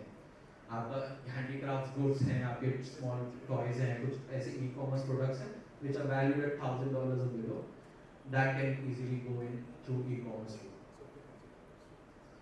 नाउ रिसेंटली अभी जो क्राइसिस हुआ है उसके बाद government has work to allocate 25,000 crores towards export promotion investment. This is basically divided under 2 schemes, Niryat Protsahan and Niryat Disha, for competitiveness and affordable trade finance. Key thing has been कि whenever you are exporting आप लोगों को high cost मिलती होगी कि मेरा insurer मुझे इतना पैसे मांग रहा है या आपको लेटर ऑफ क्रेडिट देना है तो उसमें इतना लगेगा, कोई बीच में थर्ड पार्टी आ रही तो हाई है. So now you can request government कि इस time of crisis में West Asia crisis और इस situation में you are stuck, and then government help you some out during this time of crisis. So ये export promotion mission के अंदर coverage है. I think we have discussed what can we do. Now this is basically rules of origin जो मैं आपको बता रहा था कि अगर आप बेच रहे हो zero duty पे तो country आपको कब देगी. ये basically 3 तरीके के होते हैं. First is fully obtained. First is Holi obtain. तो बेसिकली जो आपके पेड़ पौधे हो गए, मश फिशेस हो गए, आपके कोई भी एनिमल आपने यहाँ पे रेज करके स्लॉटर करके आप उसको बेच रहे हैं, तो ये सारे होली ऑब्टेन हो गए कि गुड्स यहीं पे बॉर्न रेज हुए, यहीं पे प्रोड्यूस हुए, या आपने कोई मिनरल एक्सट्रैक्ट किया या आपने सीवेज से कुछ उठाया, तो ये हो गए. प्रोड्यूस एंटायरली या फिर goods which are produce entirely from originating goods, तो वो गुड्स जो बेसिकली से milk, so it is produce from a cow which was born and raised in India. तो अगर आपकी गाय यहीं पे पैदा हुई, यहीं पे आपने पाला हुआ, फिर उसका आपने दूध निकाल के आप उसको बेच रहे हैं, so that milk falls under this category. Then you have product specific rules of origin जिसके बारे में मैं आपको बता रहा था. इसका मतलब है बेसिकली कि हर एक कैटेगरी प्रोडक्ट के लिए आप एक स्पेसिफिक रूल बनाते हैं। तो मतलब पूरा चैप्टर 55 पूरा जो टेक्सटाइल्स फाइबर यहाँ पे है, उस पे आपके लिए एक सेम नहीं होगा। उसके अंदर हो सकता है किसी यान या पॉलीमर में आपको ज़्यादा कम वैल्यू लगे। इंडिया में मान लीजिए आप सिर्फ 10% ही वैल्यू ऐड डाल पाते हैं, पर बाकी पॉलीमर कैटेगरी में आप 25 या 30% कर सकते हैं। तो ये प्रोडक्ट वाइज इतना बाइफोकेटेड आपको रूल दिखेगा कि मैं ये आपके लिए फ्रेंडली है नहीं है। और यूरोपियन अग्रीमेंट्स में आपको फ़ायदा ये है कि वैल्यू जो है वो एक्सवर्क्स पे भी है और एफओबी पे भी है। इंडिया में यूजुअली हम एफओबी वैल्यू करते हैं, पर यूरोप एक्सवर्क्स करता है। और अभी आजकल हमारे एक्सपोर्टर्स भी काफ़ी एक्सवर्क्स प्राइस पे जा रहे हैं। तो एक्सवर्क्स प्राइस जो है वो एफओबी प्राइस से यूजुअली 5% लेस पे है। तो जो भी हमने अगर एफओबी की वैल्यूज 30% है, तो आप एक्सपोर्ट्स प्राइस को सिर्फ 25% वैल्यूएशन दिखा के भी बेच सकते हैं। तो प्रोडक्ट स्पेसिफिक रूल्स जो हैं, जो बेसिकली वो यही है कि ईच स्पेसिफिक है। इसमें भी अलग अलग कैटेगराइजेशन होते हैं, चेंज इन क्लासिफिकेशन। तो मान लीजिए एरिका नट्स सुपारी, आपकी अगर रॉ सुपारी है तो वो 0 वेट हेडिंग के अंदर आती है, पर अगर वो रोस्टेड है तो वो रोस्टेड नट्स के अंदर आती है, तो वो हेडिंग 20 में, चैप्टर 20 में चली जाती है। तो आपने उसमें आपका मॉइस्चर वैल्यू आपने 5%, 18% कितना कम किया, ये आप बता के आप उसको एक्सपोर्ट करके डिफरेंट ड्यूटी ले सकते हैं या आप उसका रूल ले सकते हैं। तो इस हिसाब से वो बाइफोकेटेड है कि इतना बीच में आप उसको मॉइस्चर करें तो कैसे करेगा। सेम ऐसे आपका गोल्ड सिल्वर पे है, तो डोर करके डोर्स जो होते हैं वो कम्प्लीटली बाहर है, पर गोल्ड में आपको सिर्फ 7.5% या 3.5% वैल्यू ही एडिट करनी है। पर टेक्सटाइल में 3.5% वैल्यू कुछ भी नहीं है, उसके लिए टेक्सटाइल्स में इसलिए आपका 25% 50% है। तो ये वैसे ये क्वालिफाइंग वैल्यू कंटेंट में आ गया सर। और लास्टली आपके अदर्स है melt and pour chemical reaction blending. तो melt and pour basically steel aluminium के लिए है कि यहाँ पे हम उसको मेल्ट करके पोर करके फिर उसकी शेप में डालते हैं। केमिकल्स के लिए आपको एक कोई भी केमिकल रिएक्शन का प्रोसेस होना ज़रूरी है, वो भी काफ़ी है, या आप 45% 55% वैल्यू एडिशन कर दीजिए। और दूसरा है ब्लेंडिंग, ये भी केमिकल रिलेटेड प्रोडक्ट्स में आती है। सो this is to give you now coming to the main part in terms of the agreements. The UK-India trade, as you can see, 6th largest economy, India, UK. In UK, there is a diaspora of 18 lakhs already, I mean Indians at least. UK FTA, we had a bilateral trade of 56 billion. So out of 853 billion that I was showing you, actually 801 billion, since it's a 24 data. Out of that, 56 billion of our products are going to UK only. That's almost like 1/10, right? Somewhere about 1/10, yeah. More than 10%. And then the apprehension that हम UK की deal कर रहे थे, इसी में businesses started exporting more. तो 2023 से लेकर 24 में अगर आप देखें तो हमारा UK का export 10% बढ़ गया, because there was an indication कि India और UK की deal कर रहे हैं. Now, once it comes into force, we are hoping कि ये number आप लोग और बढ़ाएंगे. Now to gain advantages etc. उससे पहले before I go there, EFTA के बारे में, EFTA block जो है it covers 4 nations, Switzerland, Iceland, Norway और एक Liechtenstein करके छोटी सी country स्विट्जरलैंड के पास ही। So this is 4, they are called European Free Trade Associations, basically the name themselves. And then इसमें हम exports about 2 billion करते हैं, जिसमें organic, chemical, textiles और gemstones जाते हैं। इंडिया वहाँ से 23 से 32 बिलियन कर रहा है, क्योंकि nearly gold, most of the gold is coming from Switzerland. Services भी हमने यहाँ पे काफ़ी डबल कर दिए हैं। So basically this is to give you an idea कि वहाँ पे कितना मार्केट आपके पास अवेलेबल है। सो EFTA block all together combined is a 1.33 trillion market.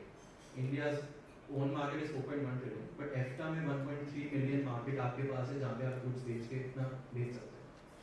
Same way, I think UK was at 56, bigger than 56 billion. I think Sir had conveyed earlier. With EU, it's even bigger because आपके पास 27 countries हैं, और different फायदा ये है कि 27 countries, there are different 27 states की तरह consider कीजिए। तो जो माल आप जर्मनी में बेच रहे हैं might not work with you Poland में या बेल्जियम में। तो आपके पास वहाँ पे डाइवर्सिटी है कि अगर मेरा एक कंट्री में फेल हो गया कोई बात नहीं, आई हैव 26 अदर कंट्रीज की जहाँ पे मैं बेच सकता हूँ। So you it is given a different game for you. तो एक्सपोर्ट्स मेनली हमारे EU में machinery, appliances, chemicals, base metals etcetera रहे हैं। सर्विसेज का आई थिंक डेटा है। So this is to give you a picture, comparative picture. So in UK, as I was also saying earlier, we had done 100% duty market access. So UK में अब आप कोई भी goods export करें, it's basically all of them have been brought down to zero. Only 0.4% जैसे soft drinks, beverages, milk, beef, कुछ इस type के items, they've kept it out. But essentially 99.6% तो 12,000 लाइनें हैं goods की, जो HS classification होता है जिसमें हम goods को करते हैं 6 ग्रुप पे, 12,900, 12,500 लाइनें, 12,500 की 99.6% लाइन्स पे हमें जीरो ड्यूटी पे आप यूके में बेच सकते हैं सामान. तो that's a very big market that you capture. India ने सिर्फ 89.5% of the tariff line states का, तो बेसिकली टैरिफ लाइन जो मैंने आपको बताई, जो कि यूके का 91% एक्सपोर्टिंग मार्केट है currently. Sensitive PLI related items have been kept out. EFTA में similarly you get 100% duty free. तो EFTA में भी आप उनके पूरी 12,500 लाइन्स पे आप जीरो ड्यूटी पे सामान बेच सकते हैं. Other than that, one key thing in EFTA has been कि EFTA ने कमिट किया है कि वो अगले 15 साल में 100 बिलियन इंडिया में इन्वेस्ट करेगा. So that's a very big opportunity for everyone who wants to get more technologically advanced IP agreements, etc. कि आप आए, more investment मिले, आपका technological upgradation हो. But again, please keep the other points in mind. Yeah, EU trade deal. So EU के बारे में I'm going to give you a brief, but due to अभी schedule क्योंकि public domain में नहीं हुआ, तो आज I'm not be able to put it on slides. If you want to ask me separately, we can do that. But I cannot convey because the data is still confidential. तो India में we secured 97% of the tariff lines. तो 97% EU में goods that we're going to send will be at 0%. 70.4% of these lines, 90%, तो basically 17% के आसपास तो immediately zero है. जिस भी दिन 2027 में जिस भी टाइम पे EU agreement force में आएगा, zero duty पे आप 70% lines पे तो भेज ही सकते हैं. बाकी बची हुई eventually 3 से 5 साल में 20% zero हो जाएगी. Specifically there have been TRQs for cars, steels, shrimps, prawns और wine, other products जितने भी होते हैं जो इन पे quota based है. तो अगर आप वहाँ पे सिर्फ 800,000 कार्स बेच सकते हैं एट रिड्यूस ड्यूटी, 800,000 के बाद वो जो जीरो ड्यूटी है वो बढ़ के वापस 5% जो अभी नॉर्मल ड्यूटी होगी किसी भी कार इंपोर्ट पे वो हो जाएगी. तो this is their kind of a situation. So this is basically a UK table for you. तो जैसे आप ऊपर देख सकते हैं टेक्सटाइल में यूके में 12% तक ड्यूटी लगती है. तो अगर आप टेक्सटाइल इंपोर्ट मतलब यूके में एक्सपोर्ट कर रहे हैं या यूके में आपका कोई बिजनेस है जो टेक्सटाइल प्रोडक्ट इंडिया से इंपोर्ट कर रहा है, उसे 12% ड्यूटी देनी पड़ती है यूके गवर्नमेंट को. यूके का market size is 29.77 billion for textiles. India का अभी potential export is can be increase to 33.86%. Current export हमारा सिर्फ 1.73 बिलियन है. FTA के under this has been brought down to zero. तो ये जो 12% की ड्यूटी रेंज है वो जीरो हो जाएगी. Same way leather for footwear 16 to 0, gems and jewellery again 4 to 0. Chemicals में organic, inorganic, I think that's not relevant यहाँ के लिए. Auto parts 18%. So I know lot of auto components, tractor components, bike components पे sending 18% ड्यूटी आप दे रहे हैं यूके में, वो सीधा जीरो आ गई. मैकेनिकल मशीनरी, टेक्सटाइल मशीनरी आप जो भेज रहे हैं वो भी जीरो हो जाएगी. सो बेस मेटल्स बहुत सारे जो हैं वो भी सब ब्रॉट डाउन टू जीरो. सो सिर्फ processed food I think rice and then certain beef, dairy products that have been kept out. Rest all, as you can see, minerals, marine, vegetables, furniture, sports goods, wood, paper, all brought down to zero. This is just UK. In EFTA, everything again, EFTA में food preparations, confectionery, etc. आप देखें 272 CHF. 272 CHF का मतलब है 272 into 120. So अभी तो मेरी maths अच्छी नहीं चल रही है. Just calculate कर लीजिएगा 272 into 120, so that much CHF value you have to get brought down.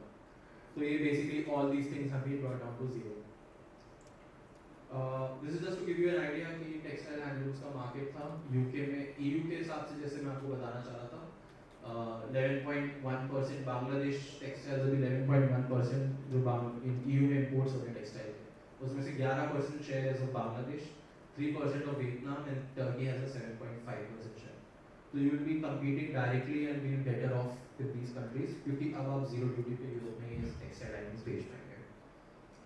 Same goes for chemicals. I don't think chemicals यहाँ पे relevant है.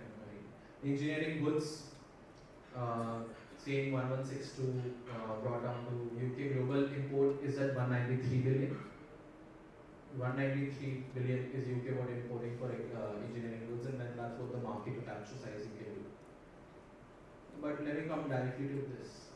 So I was given certain, based on your people who would register, we were able to identify few items. So I just wanted to give you a picture. So अगर आपका hosiery item है which comes under chapter 61, it is 0 for both in UK and EFTA. Textiles going from 51 to 63, all 0 again. Garments also brought down to 0. Then hosiery, needle, textile machinery all brought down to 0, possibly falling under 84, 82, everything. Bicycle parts, steel tubes, again 73, 8714. तो आप देखें bicycle 8712 specific charge जितना आता है तो वो भी 0 हो गया. Automotive components, agricultural machinery is all 0. Tractor components, bearings, all brought down to 0. So I think that's all from my end. Thanks a lot. Available for questions afterwards. Sharma, passing the floor to you.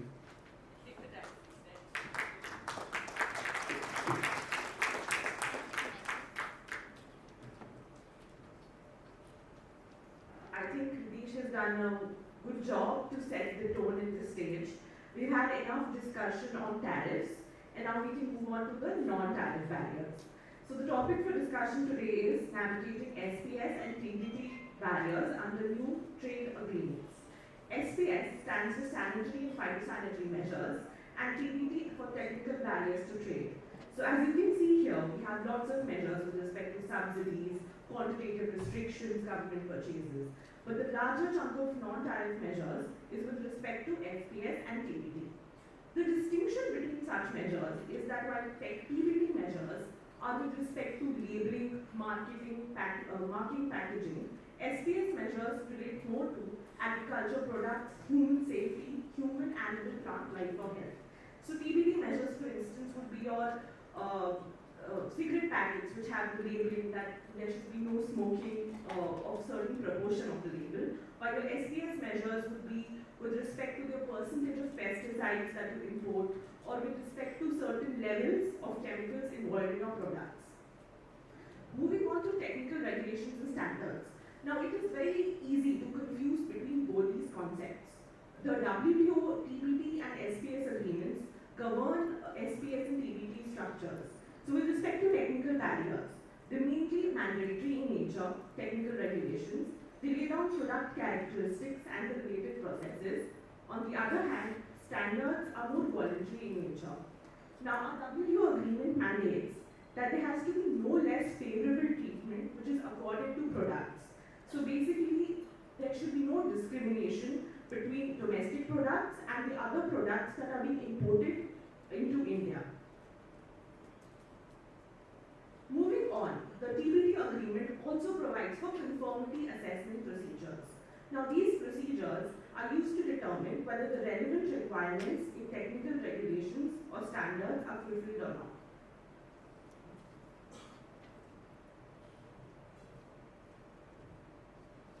Just a second, yes. So now importantly, we have negotiated a number of FTAs in the recent times, be it with UK or EU. The essence of the TBT commitments that we take are reflected here in this flowchart, where we provide for the use of international standards. So these will all be the international standards with respect to the FAO, the Codex, the IPPC.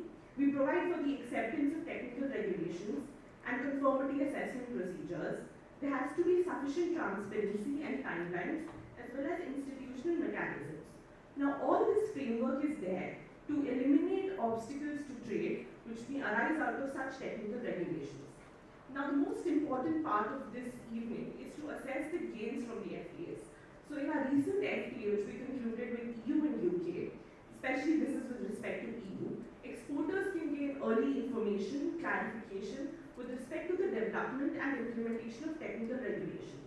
Now the essence of the TBT chapter is that whenever a technical regulation is implemented, we as an Indian exporter would have sufficient time to assess that proposed measure.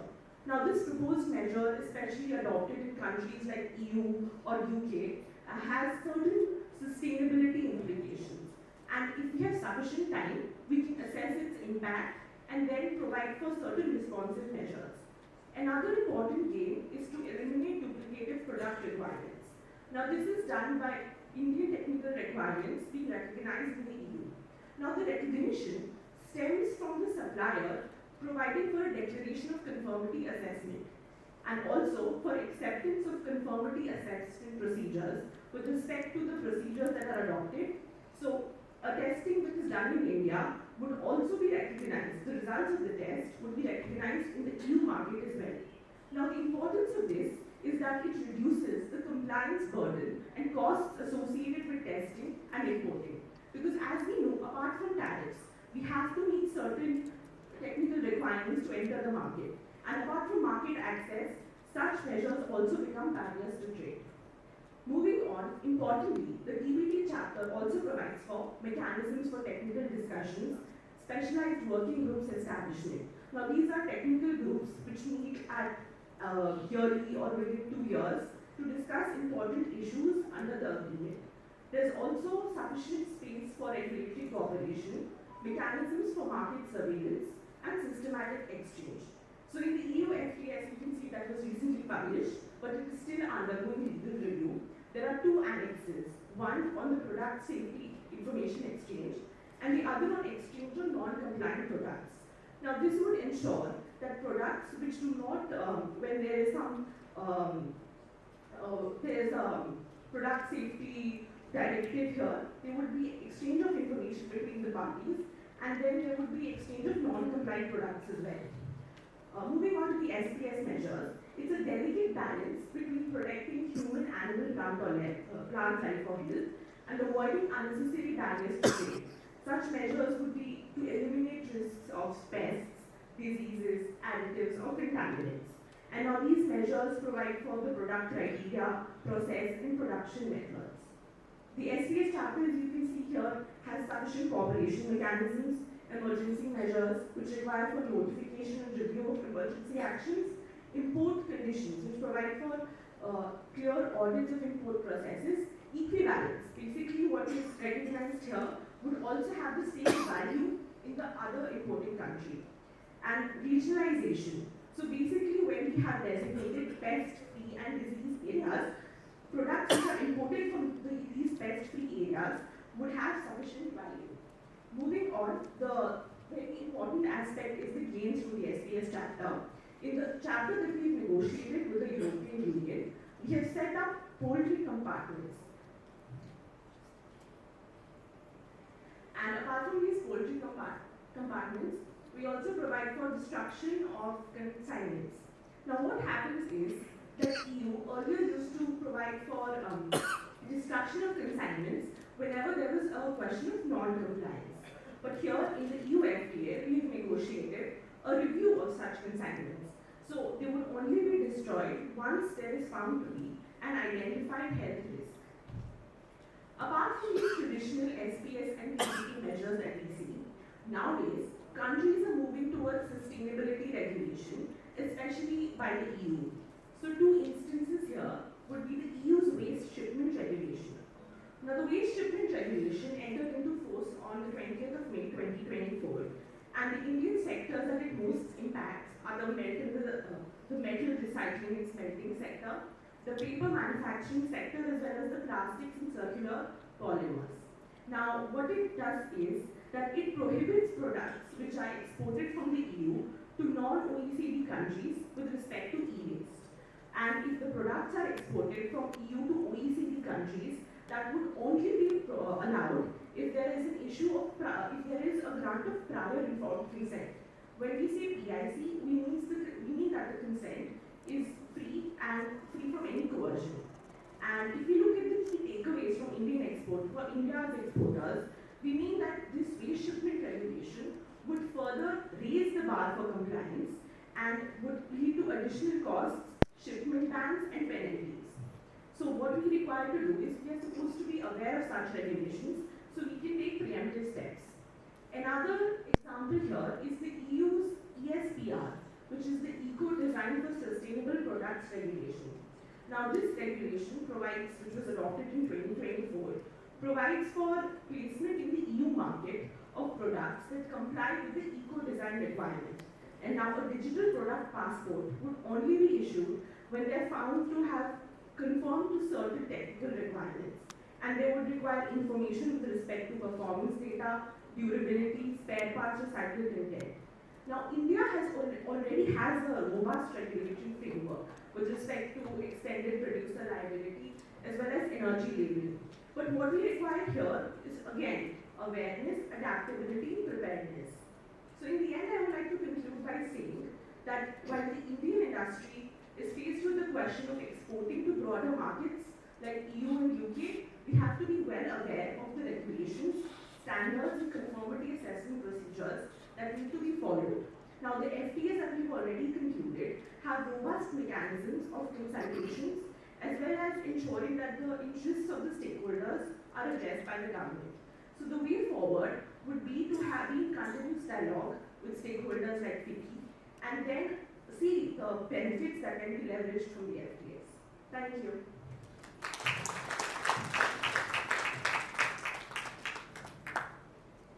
Well, everybody, this was a literal translation of the policy into practical opportunities. Well, this was a knowledge sharing session of today's conference.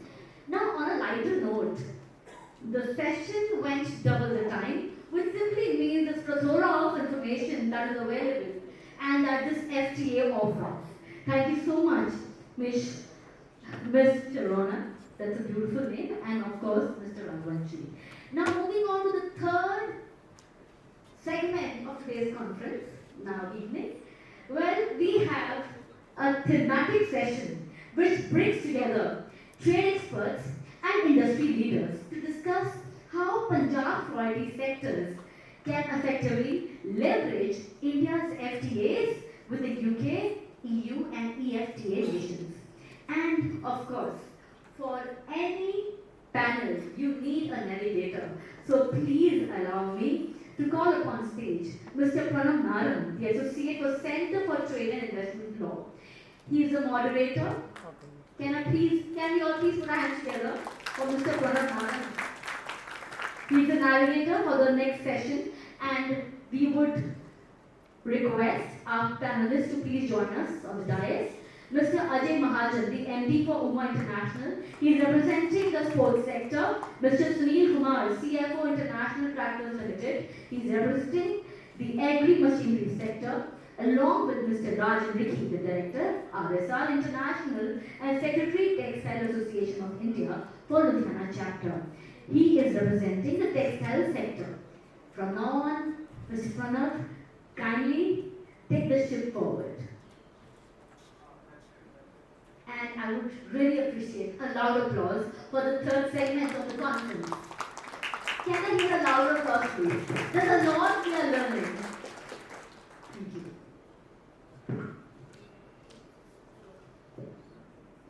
Hello.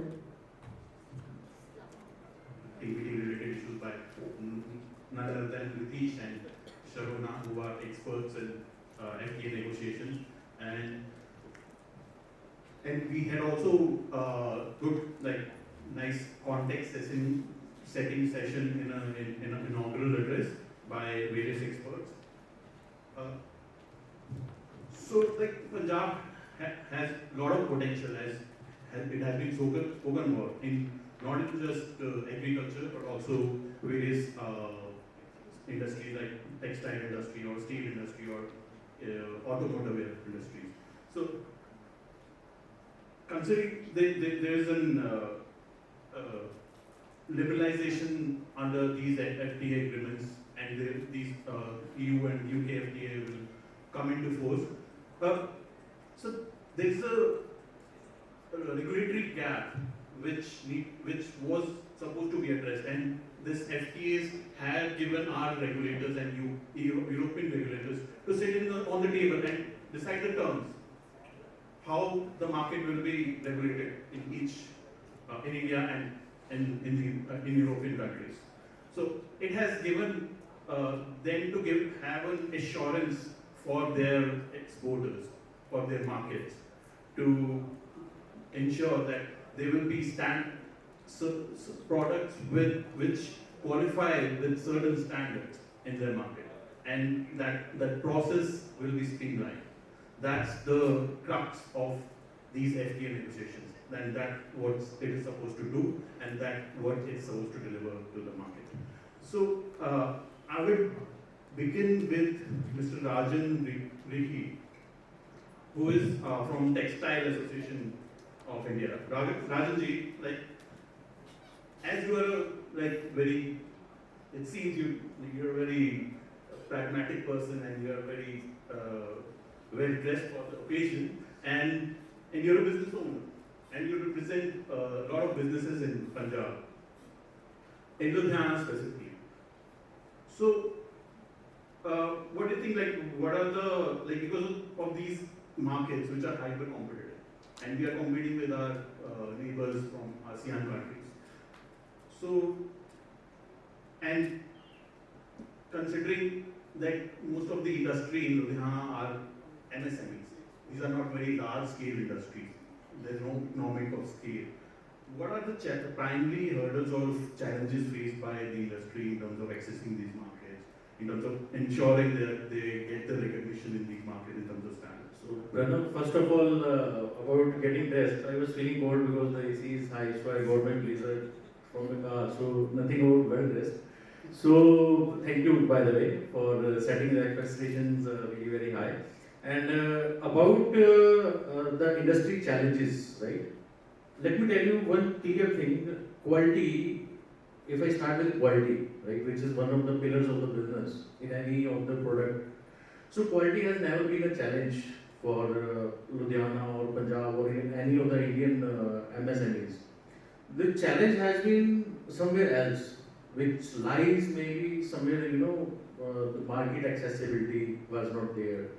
And having the market accessibility also does not ensures having a market share, because having an access to a market is a different thing, and having a share of that market is entirely a different game altogether. So there are many things which contribute to this. One of them is being afraid of the compliances also, right? Because in our case, in our country's case, the things have been not very simple. There have been different regimes, different governments, different laws, different things coming into the not only the quality segment, but different all other things also contributed to this afraidness actually. So now level being set at a level where at least for the textile industry we are having a common playing field. Whereas earlier what was happening, almost countries like Bangladesh, they were having advantage of 8 to 12% as compared to where standing today. So right now we have just come to the level with the industry, but the grabbing of the market share is yet pending for us. So there is a long way ahead which Indian industries, Indian entrepreneurs, MSMEs have to travel. Thank you, Rajanji, for your insightful remarks. And my follow-up question would be on there's in the normal arrangements also in these countries they have expectations from their importers to comply with ESG standards. Like we have already talked about the certain standards of the product, but there are underlying standards also which require manufacturer to ensure labor standards are ensured, and the supply chain is free of any forced labor or any other social evil. So, what are your views on that? See, we need to break down the bigger thing, ये सब बड़ी slides देख के सब बड़ी चीजें देख के ना जनरली हम लोग डर जाते हैं. Basically ये पता नहीं क्या होने वाला है, हम क्या करने वाले हैं, कुछ होगा भी कि नहीं होगा. So let me just tell that ESG is nothing but environment, social and governance के जो compliances है ना उसको हम ESG बोलते हैं. जो हमारा वातावरण है, जो हमारा environment है, we need to take care of our environment. We need to take care of the local laws of the land, और जो universal जो laws बने हैं उनका हमारे को take care करना है. There is nothing else. And ये जरूरी नहीं है कि एक महंगा ERP लगा के हो सकता है. It is not like that. It can be done in a certain way through a certain agency और बड़े बड़े कंसल्टेंट्स हायर करने पड़ेंगे. It can be maintained on a simple Excel sheet also. It can be done on a piece of paper also. The thing is that कि उसको पूरी proper chain हमारे पास में होनी चाहिए. For example, अभी government of India tax process का एक बहुत अच्छा इनिशिएटिव है. In case of the textiles, India has started producing kasturi cotton, which is traceable to the right from the store to the farm field. वहाँ पे QR code होता है, उसके ऊपर आप उसको जस्ट स्कैन करेंगे, then you can go down to the farm level कि ये किस फार्म में प्रोड्यूस हुआ है, then किस फैक्ट्री में स्पिनिंग हुआ है, then उसके बाद में कहाँ पे कपड़ा बना है, and where it has been converted in the garment. So ये तो हुआ ESG की. बेसिकली ESG क्या है, अब ये जानना भी बहुत जरूरी है. किसी भी चीज के पीछे कहते हैं कि why अगर क्लियर हो कि why ESG आया कहाँ से. ESG came, it has come from directly from the consumer. It has not come from the government. It was adopted by the governments and business houses later. But Europe के अंदर और US के अंदर, developed countries के अंदर consumers की requirements आना शुरू हुआ कि जो हम प्रोडक्ट्स यूज कर रहे हैं, particularly in the 90s and early 2000s के अंदर, कि हम जो प्रोडक्ट्स यूज कर रहे हैं क्या उसके अंदर कहीं पे कोई भी चाइल्ड लेबर तो यूज नहीं हुई है, क्या वो प्रोडक्ट जो है वो सस्टेनेबल है. Because a profitable business means nothing until it is not sustainable. So sustainability को ध्यान में रखते हुए ये सब चीजें आई. पहले ये ग्रास रूट से आई, then later on it was adopted by the investors, then after that it was adopted by the governments. So इससे हमारे को बिल्कुल भी MSMEs को, we need not to afraid of these things.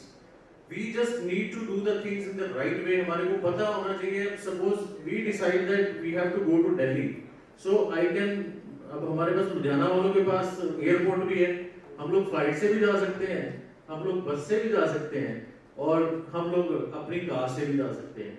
So we need to know the final destination की करना क्या है. उसके एग्जीक्यूशन के तरीके जो है वो डिफरेंट हो सकते हैं. सो this is the thing. Thank you sir for your remarks. मैं थोड़ा जल्दी करना चाहूँगा इसमें. आई थिंक बिकॉज काफ़ी टाइम हो गया है, सबको और भी काम होगा, घर जाना होगा. तो अनुज महाजन जी जो जालंधर से हैं, मैं भी जालंधर से बिलोंग करता हूँ, तो we have a very good bond belonging from the same city. So Jalandhar एक अच्छा स्पोर्ट्स गुड्स का क्लस्टर है. It has been in the market and it has serve the market in other jurisdictions. So how do you see these FTAs, because textiles में there is a lot of inputs involved, supply chain ऐसी होती है, distributed होती है. What about sports goods? इसमें भी क्या ऐसे कुछ raw materials होते हैं जिसमें which can be subjected to certain regulatory standards and other things? Thank you, Pranav. Since I represent the sports goods industry, and we are specifically talking about the FTA. See, the FTA primarily revolves around the custom duty subvention by a country which is importing the goods of an exporting country. So, though my take on it is very different, I would probably agree with. We talked a lot about the trade barriers also. ठीक है, country ने हमारे को custom duty zero कर दिया. Does that put us into an advantage? Let's talk about the sports goods industry, wherein we had a trade barrier of about 8% to about 16%, जो sports goods में था. So in the sports goods industry now, more and more, because you talk about textiles also, in the sports goods industry also, more and more textiles are getting involved, because you are also selling technical fabrics which are actually getting played on the field. So Ludhiana market, what I see, is more oriented towards the fashion and the general wear. The sports goods industry, when it does its textiles, is very, very technical, and which is being used by the end player and the end consumer on the field.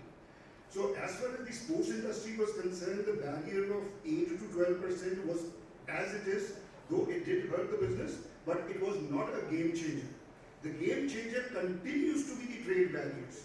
We have stressed upon the trade barriers. Ms. Mahan just talked about the trade barriers that are out there. These trade barriers, and Rajanji just mentioned that your trade barriers here, we should be well prepared. My take on it is slightly different. I think whenever we enter into a trade agreement with any country, we still carry that colonial baggage along with us. Countries try to control us. They have, देखो हमारे को एक तरफ से आपने custom duty कम कर दी, उसके बाद जो मेरी रेगुलेटरी कंप्लायंस है वो उन्होंने बढ़ा दी। मेरे को क्या हो गया कि I have to fulfill so and so criteria. Now how it is affecting the trade, that is very important to understand. Because हम सिर्फ एक्सपोर्ट ही नहीं कर रहे हैं, हम इम्पोर्ट भी कर रहे हैं. Because under the FTA it has to be a two-way channel. It has to be an import, it has to be an export. Today, when you just mentioned Kasturi cotton, right? So I heard it, it's a new learning, but what I can correlate from this is, I was a few days earlier very annoyed कि एक shipment आई है, customs में फंसी हुई है, and because you import leather, because you make leather balls and you make leather products, so you're importing leather also. So the requirement that India, so it is always a tit for tat between governments. If an XYZ country has imposed a barrier, not the custom barrier, but a trade barrier. So trade barrier acts as a counterbalance to the custom barrier. So what I feel is, and now with India, being very strict on the BIS rules. So what is happening is, it is becoming a tit for tat kind of a thing, wherein the person who is exporting, the person who is doing the trade, is the one who is at the burns end. अब दूसरी बात ये आती है कि if the FTA has actually benefited, for once I would like to say कि जो UK का FTA है वो हमारे लिए better इसलिए है क्योंकि जो इसकी certificate of origin की कोई compliance है वो on a basis of self-attestation है. Let's talk about the FTA to Australia, because Indian exports, as far as the sports goods industry is concerned, is significant to Australia, which is a major sporting goods trade nation. अब उसके लिए आपको आज की date में भी DGFT से certificate of origin आपको बनवाना पड़ता है, जिसके लिए आपके 1 से 2 दिन लग जाते हैं. So having said that, that is a problem at our end, because we are trying to create barriers, because we have said, because India also insists that imports should be regulated into India. So as an exporter, we also face with the free trade agreements a barrier which is not a direct barrier but an indirect barrier through a trade consideration. बिल्कुल आपने बिल्कुल सीधे शब्दों में सारा express किया है. Like I can understand. यहाँ पे नॉर्मल बंदा जो बिजनेस नहीं भी करता उसको सब पता चलेगा. Like it's about transaction cost, and you mention about time. 1-2 दिन बिजनेस के लिए बहुत, like it can be like lot of cost, like even 1 or 2 delay in complying with certain requirements. So, like, I would like to move to now Sunil Kumar because of the lack of, but I would like to thank you for your insightful remarks. Like, it was really helpful, the difference you, I'm not working in that domain. My area of expertise is different, like it's not TVD, like it's, I work in more services, negotiation, services, capital negotiation, but it was a good point to take away from me. So, Mr. Suneji, आप tractors बनाते हैं, which is like lifeline of state like Punjab, which is an agricultural state. And like because you're also involved in the lot of allied industry within the Punjab. Like I suppose a lot of your suppliers will be from the neighboring cities or neighboring states. And मेरे को जितना ध्यान आता है, मैं Jalandhar to Delhi बहुत गया हूँ. रास्ते में मंडी को बेच रहा था. वहाँ पे स्क्रैप इंडस्ट्री है, like सबको पता है. Like it's a hub of scrap industry. So like what are the type of metals like you see, like because there are different standards for different type of metals, like which are used in different components of the tractors. If you can just like tell about that, like what are the challenges faced in times of conforming with those standards? Because जितना मैंने अभी कुछ देर पहले ही पढ़ा था कि Germany में for tractor load जो component होता है उसके लिए like there is a limit, like for heavy tractor there is a 15-ton limit, like I don't remember the exact number, but there is a limit. So how do you see, like what are the challenges in complying with those standards? Maybe specifically, first of all, let me introduce myself. My name is Sunil. I'm Group CFO in Sonalika Group. So, thanks for this opportunity, and it's my privilege to discuss on a subject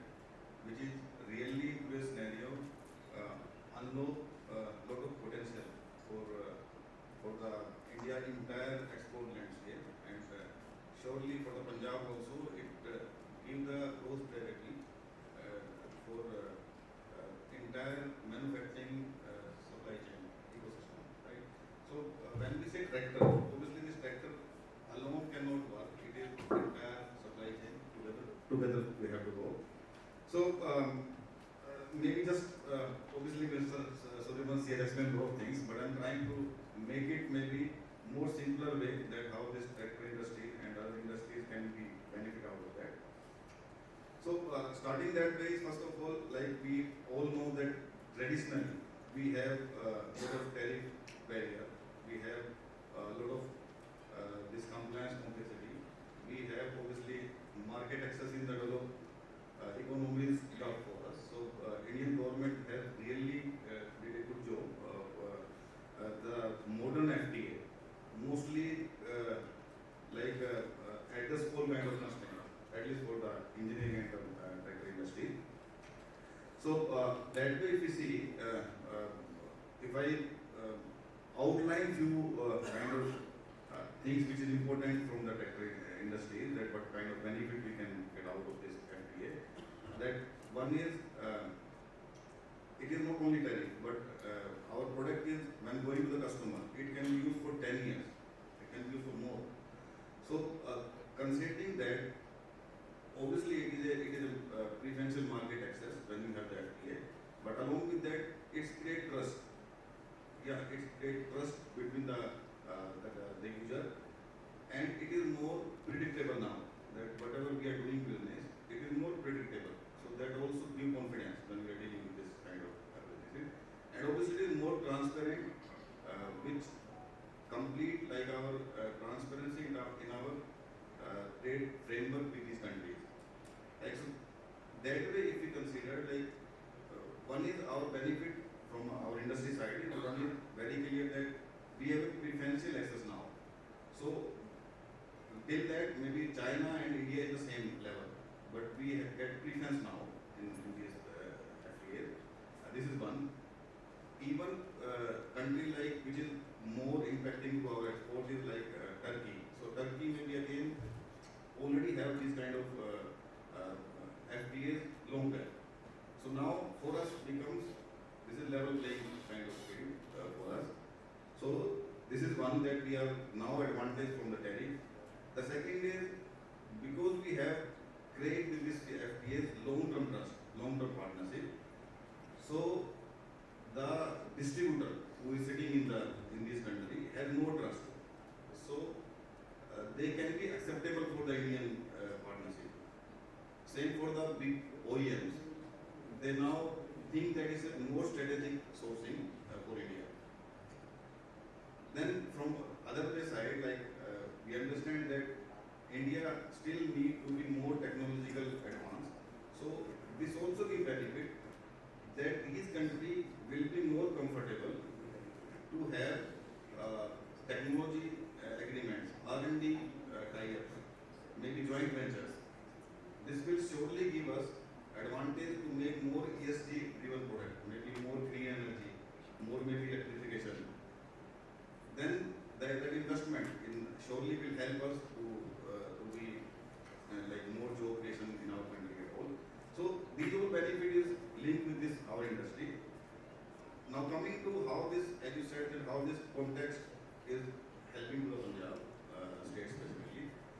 So my understanding is Punjab has 3-4 kind of more strength. One is they are always be entrepreneurial kind of environment or the state.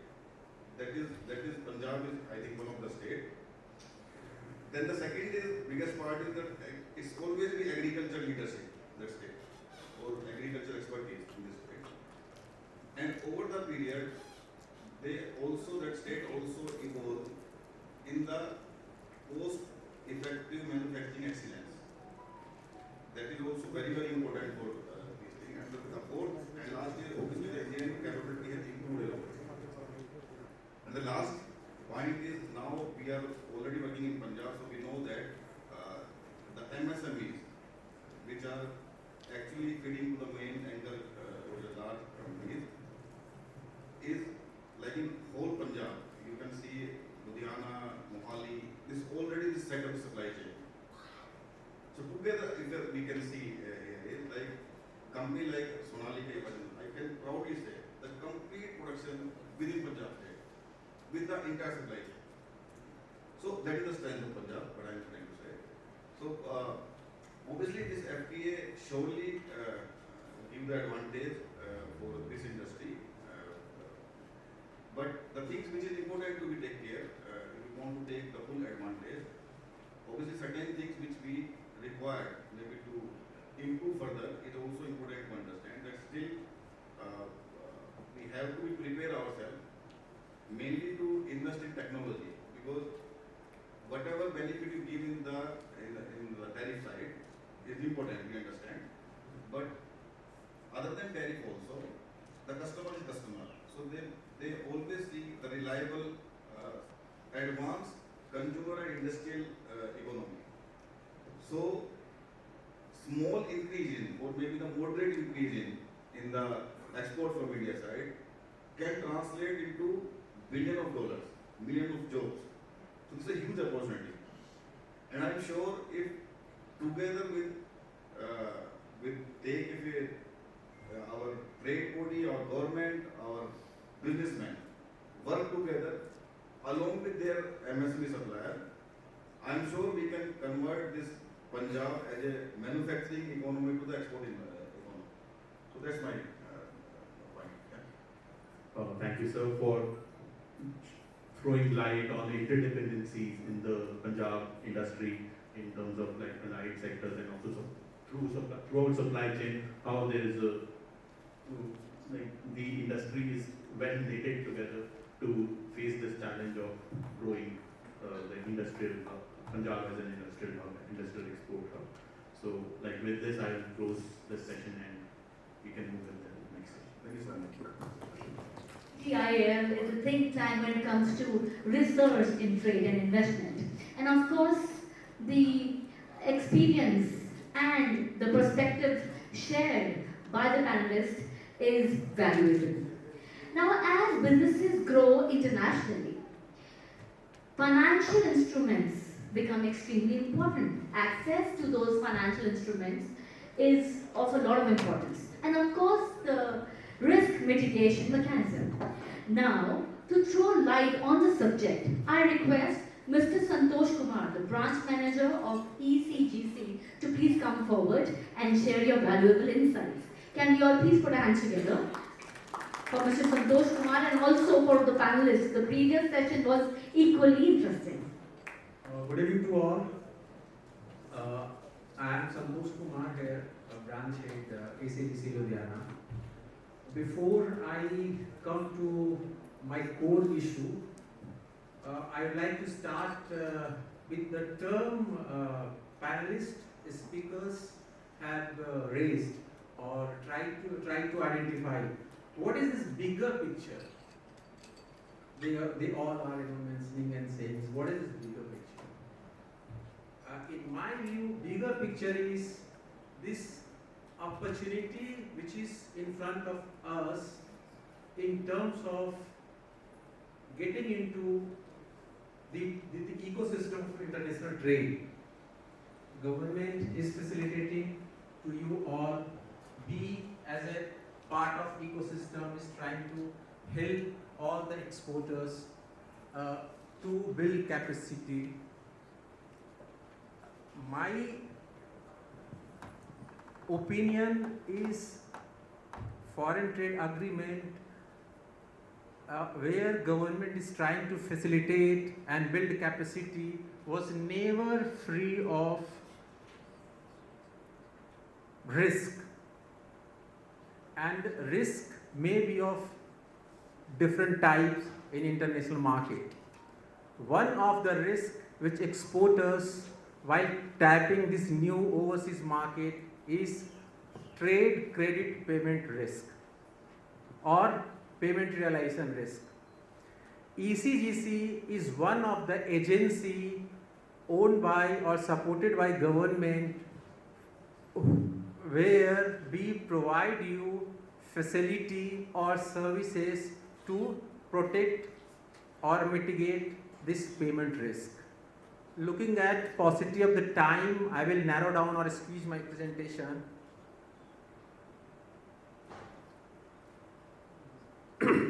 So what we are? ECGC is essentially an export promotion agency or export credit agency established in 1957 and fully owned by government, functioning under administrative control of Ministry of Commerce and Industry with mandate of promoting exports. Well managed, regulated by government and IRDA. We have service network of 4 regional office and more than 50 branches across all major exporting centers of the country, headquartered in Mumbai. ECGC is a nodal agency for many government initiatives. One of them is NEIA, and if exporters across Ludhiana have heard of this relief scheme, we are again, ECGC is again a nodal agency for that scheme also. So we are the trusted partner of government as far as implementation or executions of any support government wants to extend to exporting community or trying to help exporter in mitigating their risks. As a ECGC, we are 7th largest credit insurer in the world.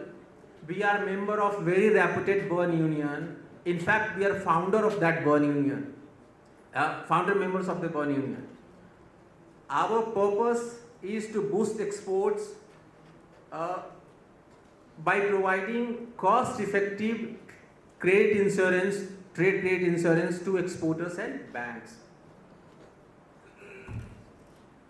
Our vision is to excel in providing export credit insurance and trade related services. Our mission is to support the Indian export industry by providing cost effective insurance and trade related services to meet the growing needs of the Indian export market through the optimal utilization of available resources. Our core objectives: promote Indian exports, providing financial security, assisting in getting working capital fund through Indian banks. What are our capabilities? From where we are drawing our confidence? ECGC as a channel partner or value addition of exporters business, what are our capabilities? Our capabilities are reflecting in ICRA certifications. We are AAA rated in claim paying abilities as far as in indemnifying overseas losses of exporters are concerned, or banks in advancing credit facility for export purposes. We have more than 6 decades of experience as credit insurer in India. As I said earlier, we are founder member of Bern Union, association of export credit agencies all over the world.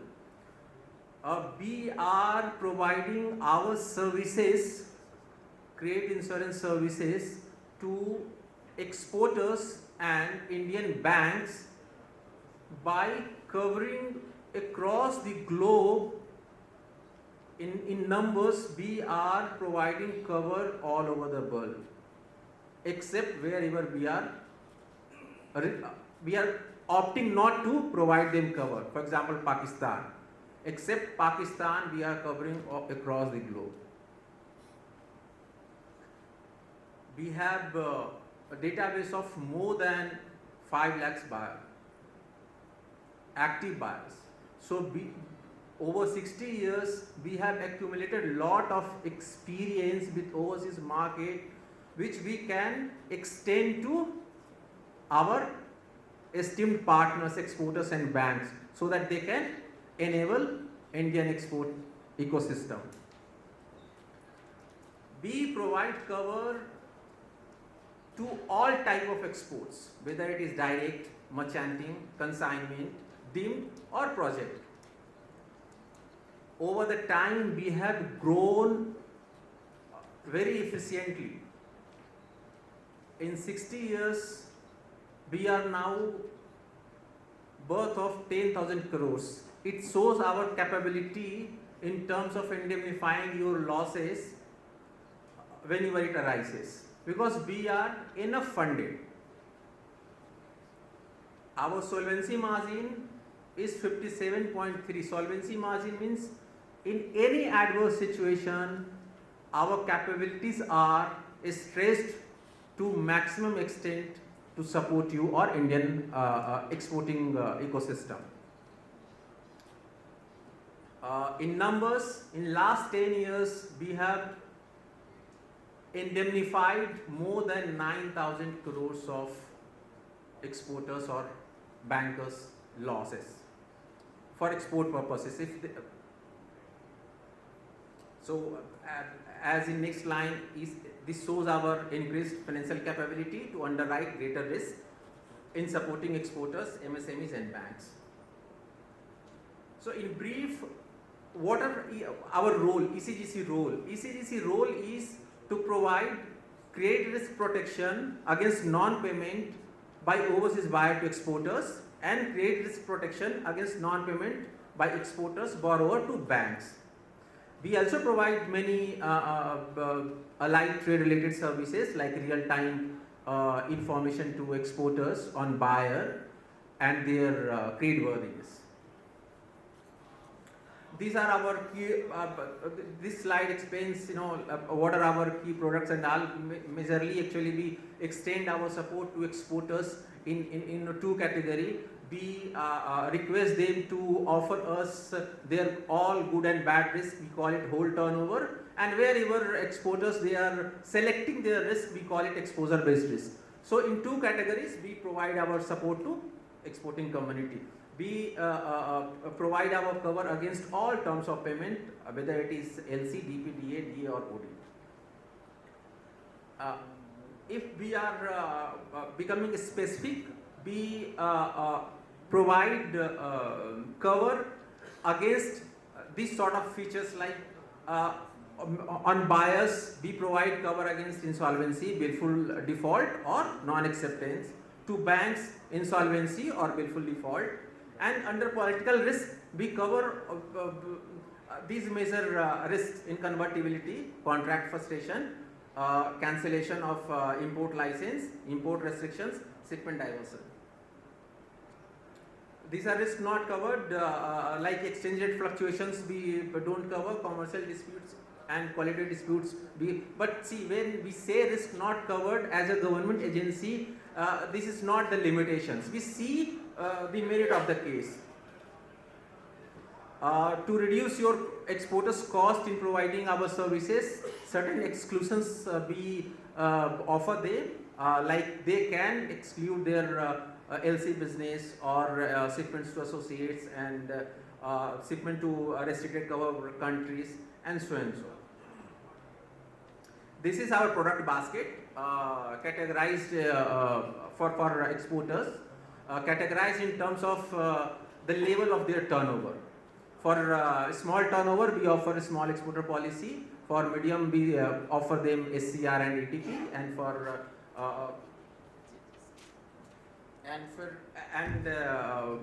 for big turnover, we offer ETP or multi-buyer exposure policy.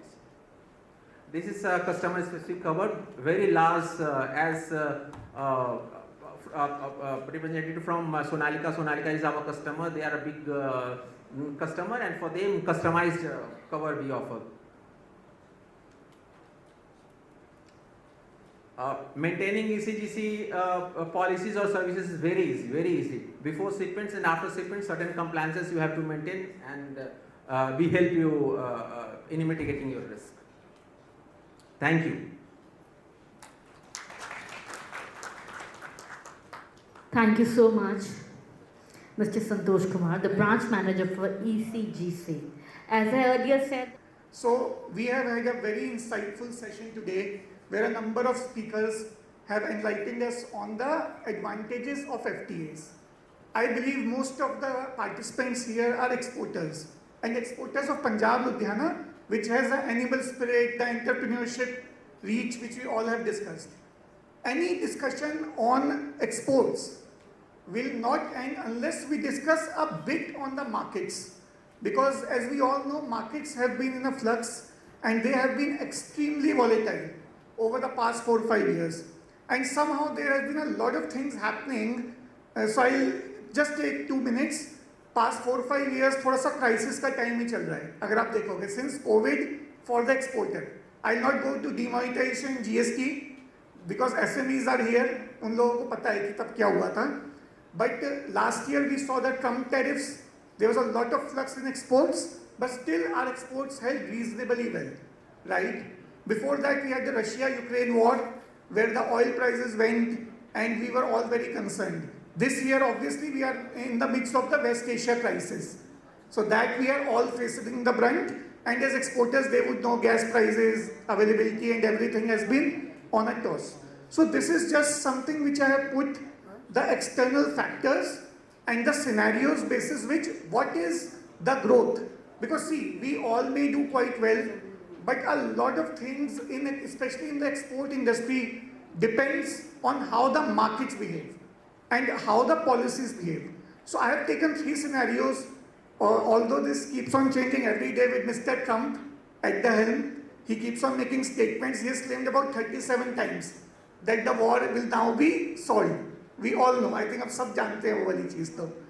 But and today a news came in. I prepared this slide in the morning that now even Iran has confirmed that the ceasefire has happened. So the scenario that I have put over here is that 10%, that may be 50-60% now. So in that case, we expect the crude to remain around $85. What I have put, the GDP will be around 6.6%, what the RBI also expects, and the inflation will also remain in control, around 5%. Fiscal deficit 4.4%, what Nirmala ma'am said during the budget, it should be able to hold, and the repo rate, although it will increase slightly, I have mentioned unchanged, even in the first scenario we expect it to go up by 25 basis points, which is very important because it increases the lending cost for all of you. Because most of the loans are linked to repo. Current account deficit, we expect it to be around 2% of the GDP, but we are not able to fund it because there is no sustainable FDI coming into India. The net FDI has been 0 for the past couple of years. The gross FDI has been coming in, but a lot of funds have been flowing out of the country as well. So to fund that, RBI has opened that FCNR window also. It's in the news for the past 3-4 days, and every bank has published rates and they have gone up significantly to get FCNR funding into India. Dollar INR, we feel that it touched 97 levels. With the FCNR window coming in, the rupee may appreciate finally. We have seen a lot of stress, and we may be back to 93-94 levels as well. Obviously, we have scenario 2 and 3, which makes our macros a little bit bad if the war continues, because crude has a major impact. Now, to support the industry, some measures have been taken by the government, right? So, guys, I just want to make it a bit interactive. In case there are any doubts, it might be slightly technical, I'll try to simplify it. But in case of any doubts, please feel free to ask questions. So there have been plenty of export relief measures which the government has undertaken. I think ECLGS, most people would be aware over here, where the government has guaranteed some loans and given banks guarantees. So Kotak has also been participating in this ECLGS loans. Many of our customers are already availing these loans. Then fiscal measures, fuel rate, tax cuts, the duties on fuels were cut, and India was one of probably the last countries where the fuel prices went up for the retail customer. That is why our CPI, that is consumer price inflation, has remained largely intact. On the energy supply management, at least for the industry, government has ensured that the supply is there. Maybe at a higher cost. I know gas has been an issue where a lot of the chemical and fertilizer customers have struggled, but largely government has ensured. And financial stability के लिए RBI has been doing FX intervention, liquidity management. They've been trying to curb speculation in the forex market as well. Monetary policy, we saw 2 days coming back with the FCNR measures coming in. These are the cumulative loans which the government has so far guaranteed under the ECLGS scheme. So 3,680 billion loans have been, that is 3.7 trillion roughly, out of which 27 billion have been paid also to banks in case the businesses have defaulted.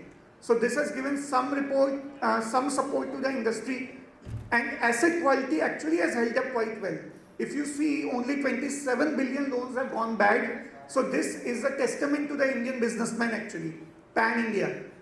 कि ऐसा नहीं कि guarantee मिली तो loans start going bad. That is not how the Indian businessman operates. Right? So the long-term growth drivers remain intact. I'll just throw some light.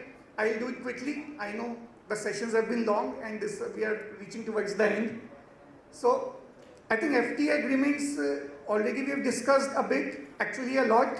And just I have put in some export figures for the countries, that is EFTA, the UK, the Europe, Oman, Eurozone and Australia, as we have already discussed. I think Mr. Rajvanshi and Ms. Mann put a beautiful presentation on the tariff and the trade barriers as well. Mr. Mahajan also spoke about the trade barriers.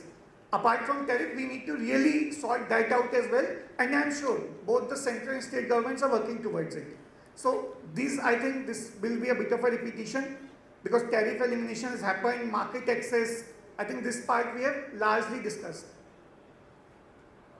So implications, most of the goods are now out of the tariff duty for India, right? This one chart I would like to still highlight, because when we said that we have been discussing a lot that Southeast Asian countries like Bangladesh and Vietnam, they have been exporting more than us and they are more competitive. Why? Because there already the tariff was zero, if you see. Now we have signed FTAs and obviously brought those tariffs down to zero. So now it is a level playing field actually. But still a lot of efficiency and gaps we need to close in our country. Okay. Now these are some of the incentives that the government has done to boost the manufacturing sector.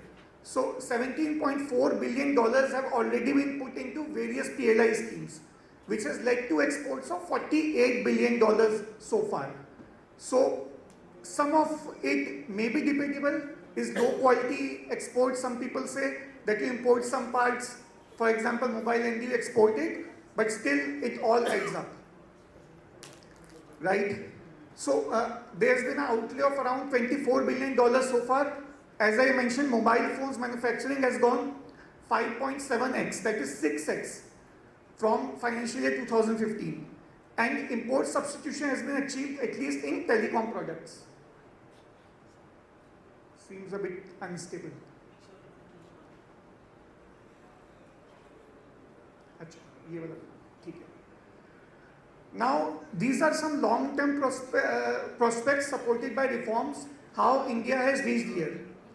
Inflation targeting was there, which was introduced in 2015-16. Now we have an inflation targeting system similar to the US, where we target inflation of 4 to 6%. Right? Then GST came in. Initially there were some gaps in implementation, but I think that has largely sorted a lot of the issues, the e-way bills, the many state things. Although still there will be some reforms that can be done by the government, but I think that is there. Fiscal prudence is something which the government has really focused on. We had a fiscal deficit of 9% during COVID.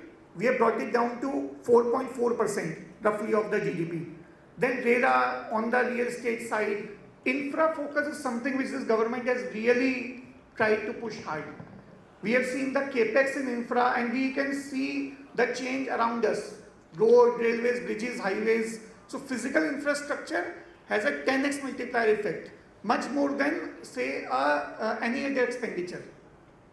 Then manufacturing focus PLI, FDI there was some liberalization, and we have seen the focus on digital focus and financial inclusion as well.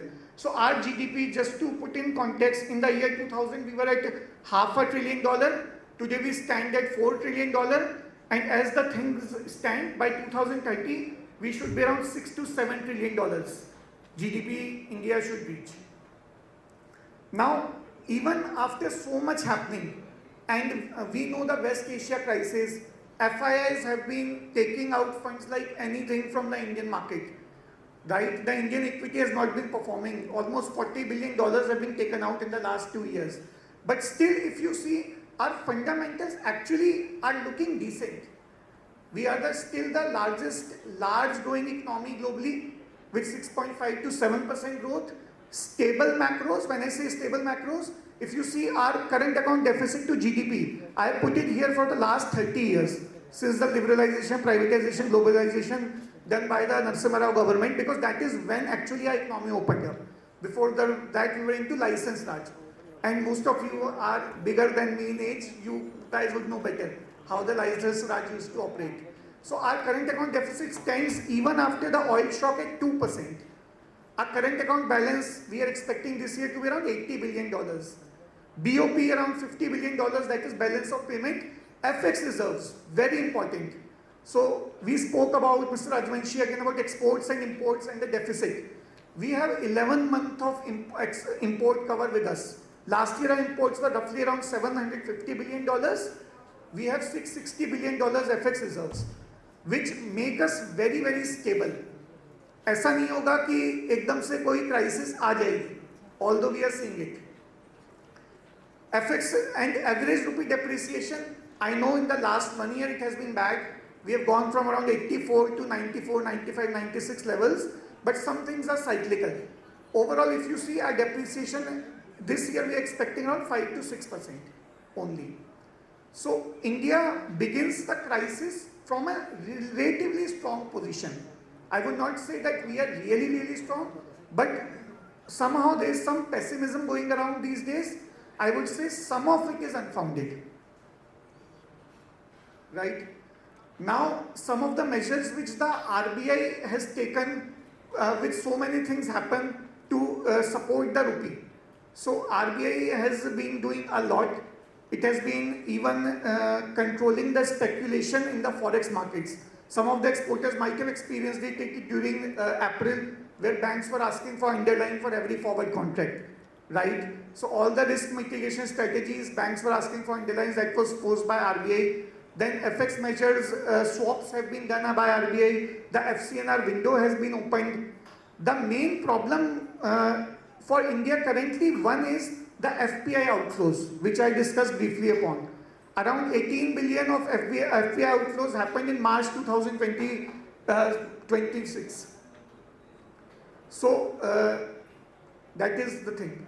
Overall, our balance sheet remains healthy. So this I have tried to put our India's comparison with a lot of the countries which we are competing. For example, the corporate debt in India is only about 52% of the GDP. So one may argue that developed countries would always be higher, the US, the China although call themselves developing, France, but even to other countries, compared to Thailand, even UK, our corporate debt is only 52% of the GDP. Our household debt, although it has gone up recently, but it is only around 46% of the GDP. So I'm just trying to give you an overall macroeconomic picture of the economy where we are going. Our non-performing assets, if you remember 10-12 years back, it was a real issue where NPAs were growing and there were a lot of businesses which were basically defaulting on the loans. That has come down significantly to around 2% with the IBC and all the measures taken by the government. Our fiscal deficit, this is contains both the state and the central fiscal deficit. It has fallen to 7.2% from 13% during the COVID time. So overall, our macros look stable. Overall, the growth still looks intact. And I understand that the markets have been volatile and tariff barriers have been put up across the globe. But with this free trade agreements, we are pretty optimistic for the future. So just I would like to end by saying that we have an entire Kotak team over here. So for businesses, it is very important to get access to credit. And as we discussed in the earlier presentation, the speed of execution of a transaction and the digital ease with which the transaction goes through is very important in the current context. So, and obviously access to credit to expand the business. So our Kotak team is here, they will interact with you, and if you guys have any queries with respect to risk management or any funding requirements or any general banking requirements, our team is there to help and support. And for risk mitigation strategies, specifically forwards, futures, options, which is my personal expert area, I don't want to put it here because the strategies would have been a bit time consuming. please feel free to reach out to me. Thank you, thank you. Yeah. Thank you so very much, Mr. Sirish चल रही है हाँ जी। अभी आप देखेंगे आज dollar rate जो है डाउन गया है हाँ। मे बी पीस टॉक जो हुई है उसकी वजह से अभी इम्पोर्टर्स के लिए आप क्या सजेस्ट करेंगे आज डॉलर डाउन क्यों गया? क्योंकि दोबारा से एक न्यूज़ आई कि जी फिर से समझौता हो गया बेसिकली ईरान और यूएस के बीच में। अगर आप देखोगे तो ऐसी न्यूज़ बहुत बार आ चुकी है। अनफॉर्चुनेटली क्या हो रहा है कि यूएस में भी लोगों ने ऐसी न्यूज़ पर रिएक्ट करना आजकल बंद कर दिया है, क्योंकि जब इतनी बार आप क्लेम करते हो तो टेम्पररी एक आता है। तो अभी आप देखोगे इजराइल ने कंफर्म किया है, ईरान ने कंफर्म किया है, लेकिन यूएस में ट्रम्प साहब ने अभी तक ट्वीट नहीं किया है, जो हर बात पे ट्वीट करते हैं। Not till 2 hours back, I don't know अभी। अच्छा कर दिया उन्होंने भी कंफर्म कर दिया, मना कर दिया उन्होंने। मुझे लग ही रहा था, मैं वही बोल रहा था कि अगर अपनी बार ईरान ने और इजराइल ने बोला है तो ट्रम्प सर ने तो पक्का मना किया होगा, क्योंकि हमेशा ऐसा होता है कि वो हाँ बोलते हैं, ये लोग मना करते हैं। तो आजकल ये काइंड ऑफ ना थोड़ा सा न्यूज़ बेस्ड हो गया है ना, मार्केट थोड़ा सा न्यूज़ बेस्ड हो गया है। तो मैं तो इंपोर्टर्स को ये सलाह दूंगा कि अब FCNR विंडो भी आ गया है, तो हो सकता है कि डॉलर वापस आए, मतलब रुपी थोड़ा अप्रिशिएट भी हो। तो 50% उनको हेज करके चलना चाहिए। फॉरवर्ड कॉन्ट्रैक्ट वो कर सकते हैं या फिर simple option contract call option कर सकते हैं। और सिमिलरली एक्सपोर्टर्स के लिए उन्हें कोई भी लेवल 96 से ऊपर दिखता है, 96 क्योंकि बीच में हमने गया था, then that is a good time to hedge and earn some forward premium as well. So मेरा सजेशन इंपोर्टर के लिए तो स्पेसिफिक है कि 50% उनको डेफिनेटली हेज करके चलना चाहिए करंट स्टेज पे, बिकॉज न्यूज़ बेस्ड है। जैसे अब मैम बता रही हैं, सब बता रहे हैं कि उन्होंने डिनाई कर दिया है, राइट? तो फिर से कल डॉलर आपको 95-50 ही दिखेगा मंडे को, ये मेरा अंदाजा है। थैंक यू या any other questions? We'll be taking up the questions later. Thank you so much. Now we move on to the last segment of today's evening. And CTIL experts have been raining knowledge and information over all of us. And now it's time that we hear the last expert from CTIL again. And let's welcome Ms. Tanvi Parveen. With a loud applause, please. Our job is to help MSMEs in filing applications with respect to anti-dumping, countervailing duty investigations and safeguard investigations with the Directorate General of Trade Remedies, and we also advise our domestic producers on various trade-related aspects. Free of charge है हमारे सारे service to all our domestic producers, to our MSMEs. We have legal expertise, cost accounting expertise, economic expertise, and we are there to help throughout the process of these applications and investigations. Till date, we have provided our assistance to various industries.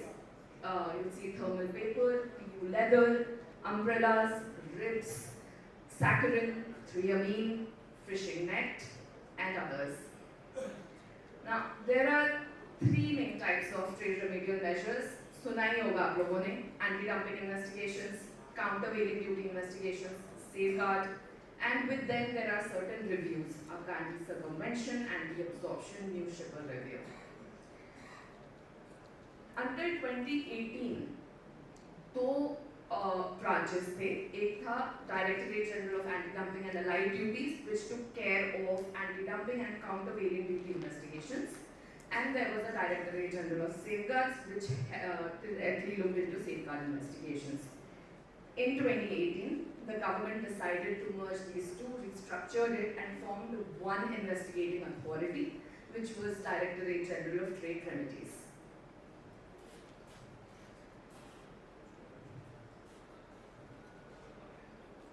Now, dumping. Usually हमारे पास आते हैं producers to say कि China से imports cheap आ रहे हैं, हमें नुकसान हो रहा है, we want to file anti-dumping application. But that is not it. Cheap imports is not it. Can anybody here tell me what is dumping? Anyone? I'm sure आपके इंडस्ट्रीज में, आपके प्रोडक्ट्स, आपके सेक्टर्स में एंटी डंपिंग ड्यूटी लगाई गई होगी, या तो हमारी गवर्नमेंट के या फिर बाकी कंट्रीज ने लगाई होंगी. So is there anybody here? All right. So it's not just cheap imports coming into India. It is mainly कि जो एक्सपोर्टर्स यहाँ पे ये प्रोडक्ट सेल कर रहे हैं वो अपनी कंट्री में अपनी डोमेस्टिक प्राइस से लोअर प्राइस पे एक्सपोर्ट कर रहे हैं हमारी कंट्री में. That is dumping.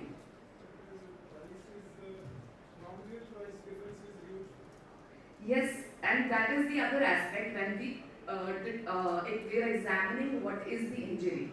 But the main aspect is that until and unless this concept of dumping is established, तब तक आपको रेमेडी नहीं मिलेगा.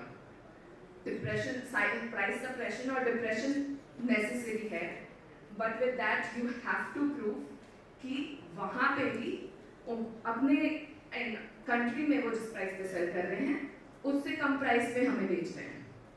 Until unless that is established, dumping का आपको एंटी डंपिंग का बेनिफिट नहीं मिलेगा. रॉ मटेरियल में डिफरेंस है.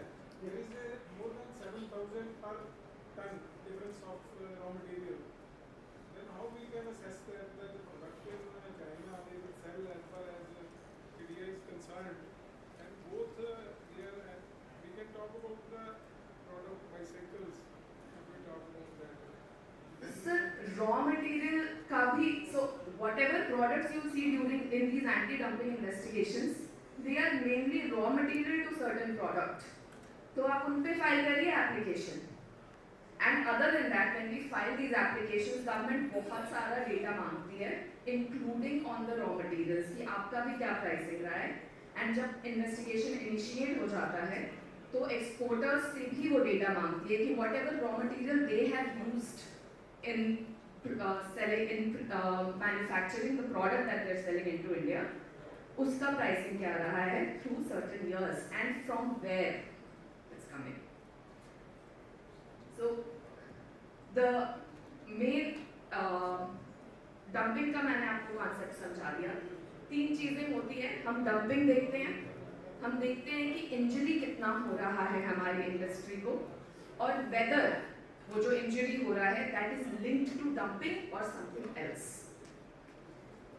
Now for countervailing, it is about subsidies that the government of that other country is giving to its producers or exporters to sell to our country. उसकी वजह से हम उनके exports cheap हो जाते हैं, and because of that there is price suppression or depression in our country. And then there's safeguards. While anti-dumping or countervailing को हम बोलते हैं कि it is based on unfair trade practices, safeguards के लिए हम ये नहीं बोलते हैं. Safeguards is fair trade practice, just that it is coming into our country at such high quantities that it is injuring our industry. And there is another concept of unforeseen development that is attached to safeguard duties.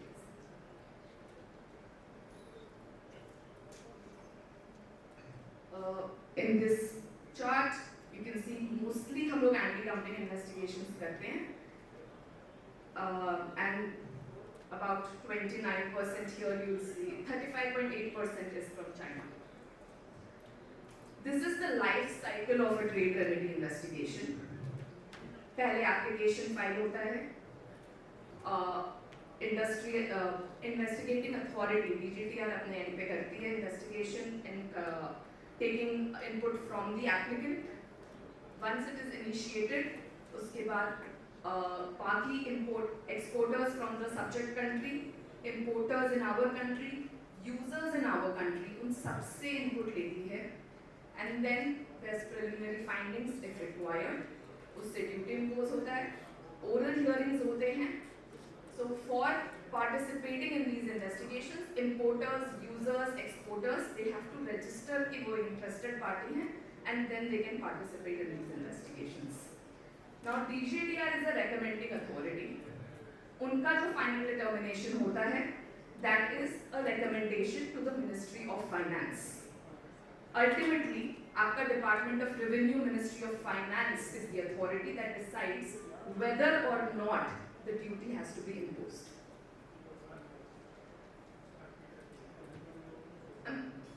in filing application, the important thing is domestic industry. The domestic producers are very relevant to this. दो चीजें हैं, one is pre-initiation कि कौन file कर रहा है, कौन file कर सकता है, कब eligibility decide होता है वहाँ पे कि जो जिसने फाइल किया है they are eligible, and then it is determination of injury. And for application, there are 4 kinds of domestic producers. One is an applicant producer, जो फाइल कर रहा है on behalf of the industry. Then there is supporter producers, who are supporting the application but do not want to give too much information. They have to give some information, but they do not want to give too much information, so they are supporting the application. Then there are opposing producers who do not want this anti-dumping. And then there are silent producers who do not have any voice in this, they don't have an opinion on this. Now, for application, आपका applicant producer जो है और supporting producer, उनका मिला के they should have a domestic production of more than 50% of your applicant producer, supporter producer, or opposing producer. And आपका applicant and supporting producer का sum should be more than 25% of all 4 producers. That is when ultimately the investigating authority decides कि हाँ आप eligible हैं, आपका application सही है, हम आगे बढ़ सकते हैं. उसके बाद injury decide होती है, injury पे determination होता है whether domestic industry actually has suffered certain injury, and accordingly the investigation proceeds. This is the general timeline that an investigation follows from the initiation.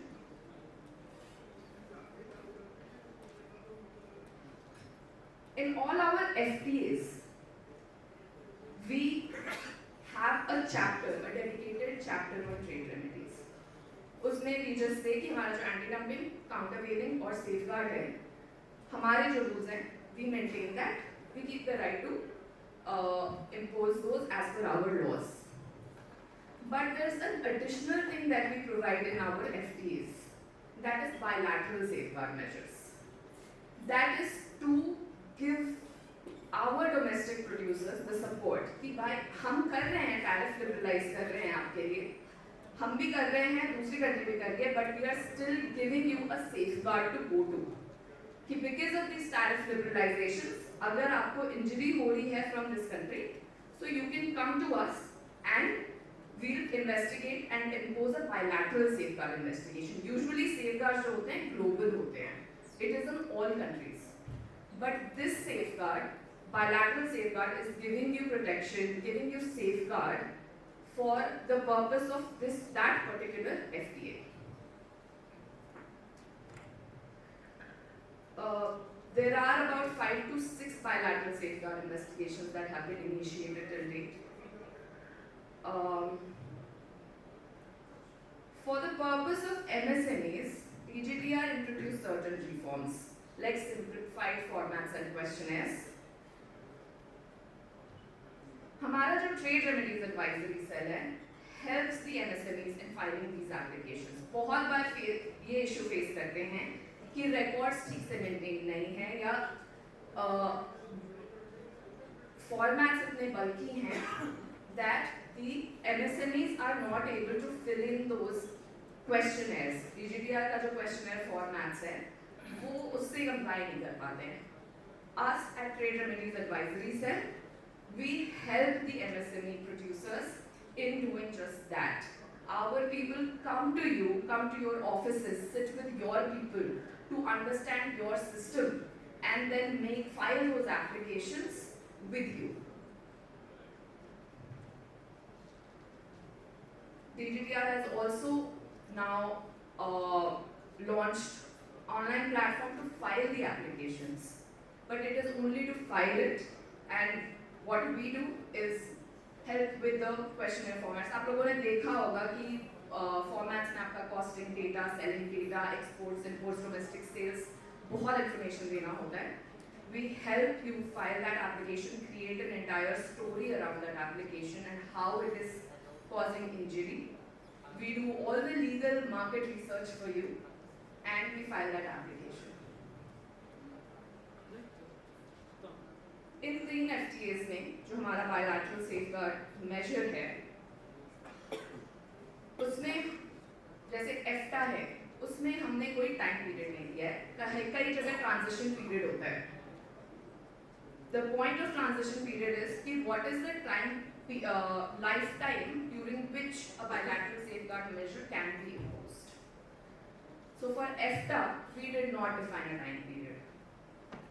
We can impose a bilateral safeguard duty for as long as we want. Duration is a different issue, but कब तक चल सकता है ये bilateral safeguard mechanism under an FTA? In UK, we kept it for 14 years from the date of last liberalization of tariff, but for EU, we kept it 22 years from the entry into force of the EU FTA. So that's it from my end. Prompt responses. Meanwhile, over the dinner, you can have a word with the CTIL experts who've come from CTIL. They'll be happy to respond to every query that you have.